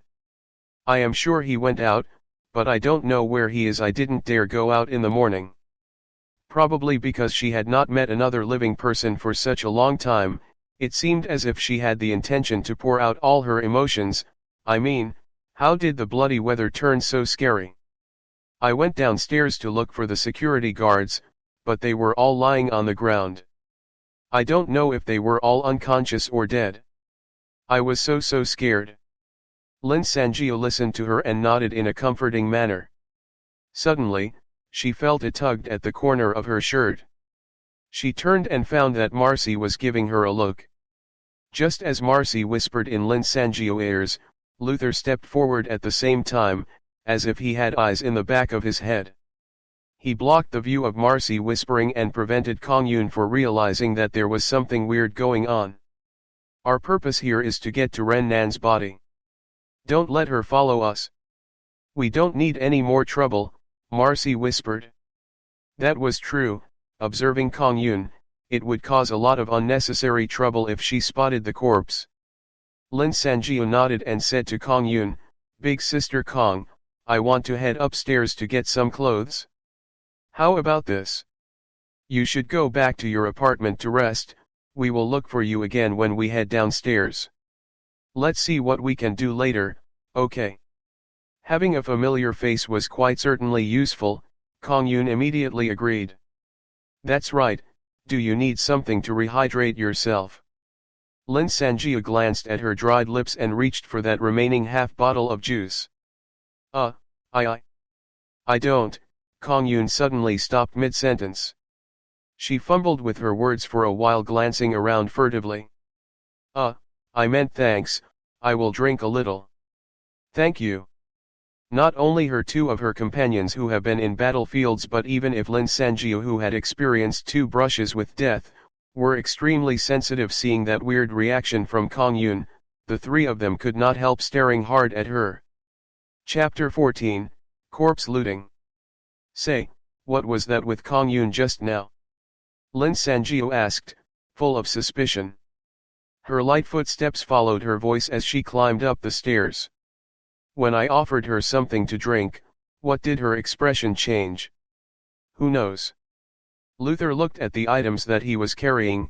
Maybe she kept cartons of water in her apartment and was afraid that we would snatch them from her if we found out. This was not implausible.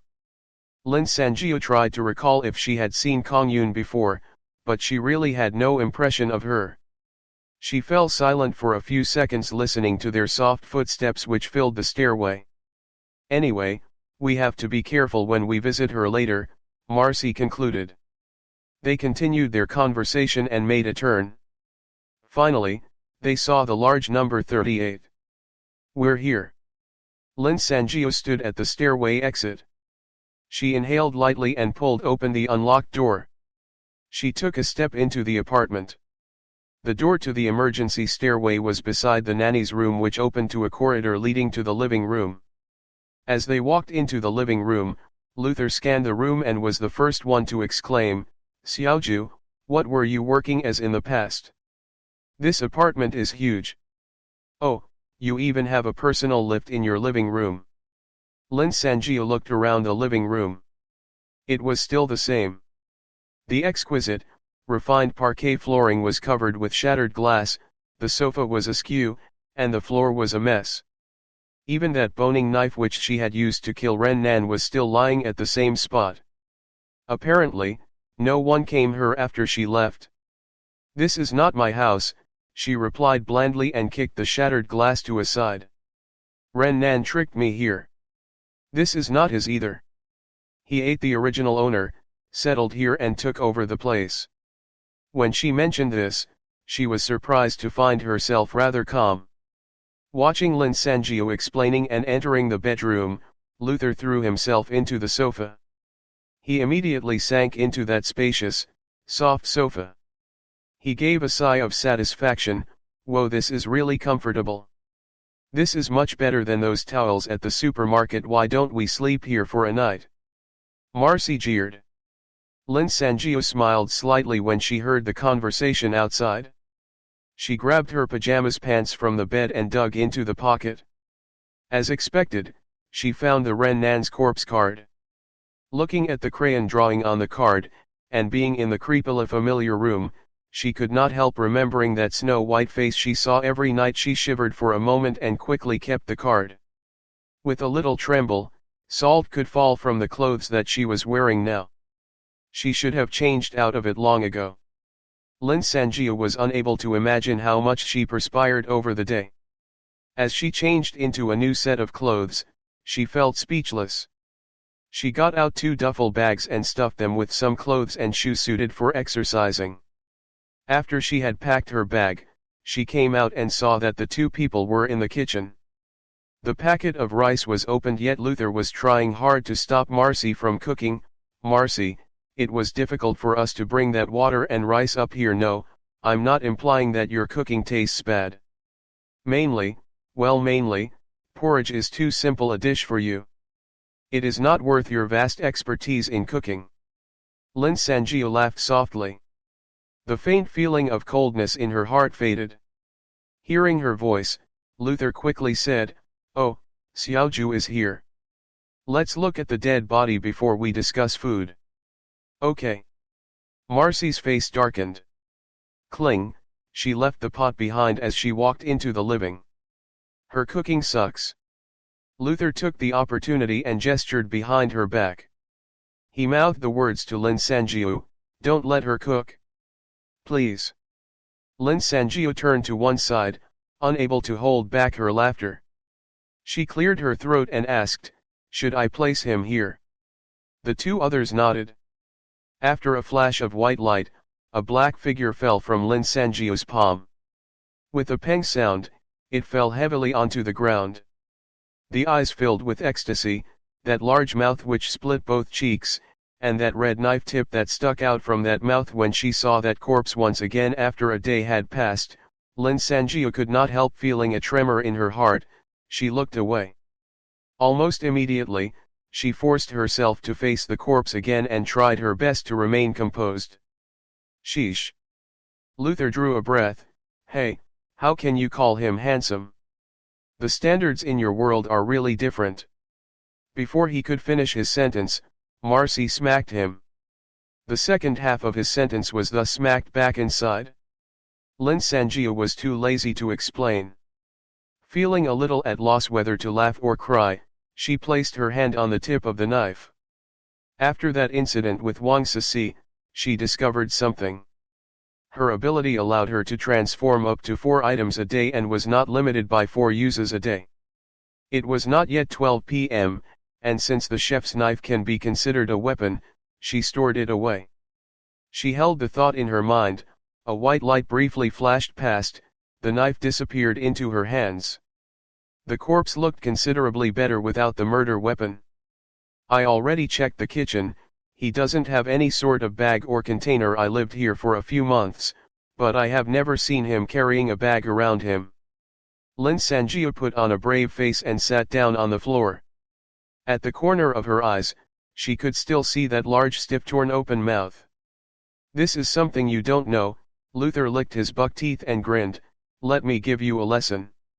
After saying this, he unexpectedly reached out to undo the collar button of the shirt that the corpse was wearing. In the New Worlds, we can sometimes obtain, by chance, some special items which are somewhat more valuable and, no, don't show me that kitchen knife. It is not something valuable even if you've used it to kill someone. Luther's hands nimbly groped the corpse's neck and chest. With his pair of bright eyes that sparkled from the excitement, he simply looked like a pervert. If you manage to collect a few good items, you must remember this: don't ever walk around carelessly with the items in your bag. If you meet that sort of unscrupulous person, they might snatch your item. But worst of all, they might plot to kill you for your items. Luther did not stop talking, and his hands also continued. Very quickly, he started to search around Rennan's ears. Next, following his fair fingers, Lin Sanjiu's gaze fell on an obsidian ear stud. She laughed and said, "This is not a treasure." She just started, but Luther had already pulled out the black obsidian ear stud on Rennan's left ear. Before Lin Sanjiu could react, there was a sudden silver glow. Ding! The ear stud fell to the ground. However, the silver glow remained in Luther's hands. It illuminated half the living room. What is that? Lin Sanjiu was stunned. She placed her face closer to his hands. She only realized then that he was holding a transparent bottle. Within it was a lump of glowing silver fluid which moved continuously. Luther squinted his eyes due to the glare and read the words, "Ability Polishing Agent Note, this is not suitable for users at basic levels of evolution." Looking at Marcy's and Luther's confused faces, she could guess that they had never heard of that polishing agent before. Despite that, they could get the general idea of its function from its name. It probably has something to do with improving or upgrading one's ability, Lin Sanjiu thought as she scrutinized the beautiful glowing silver bottle. Even though the item was not bad, the three of them were not really considered the sort of competent type. Additionally, they had not evolved much, though Luther would never admit. As a result, they did not really care much for it. They simply placed it aside. How strange! This ear stud was my gift to him. How can such a thing be hidden inside? Lin Sanjia was puzzled by this and asked Marcy while she looked at Luther, who continued with his search. All the special items have a very unique property. They can be reduced to their molecular form and later integrated into another item. Of course, one object can only contain one of these special items. When you want to take them out, they can be drawn out in their molecular form and later reconstructed back into their original form. Thus, for safekeeping, everyone usually carries their most valuable items around with them wherever they go. Lin Sanjia was flabbergasted when she heard this. She turned her head blankly and looked at Luther. Luther was now holding the Patek Philippe watch which Ren Nan wore around wherever he went. As a post-human, he found his target quickly after tapping a few times on the face of the watch. Almost instantaneously, a black shadow slid out from the watch. It fell to the ground and rapidly congealed into the shape of a wallet.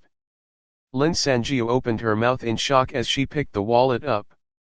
She carefully opened the wallet with an emotion close to reverence. The wallet was not big, it was only the size of a palm. Unlike the normal wallet, there wasn't a compartment for cash. Rather than calling it a wallet, it was more accurate to call it a card case.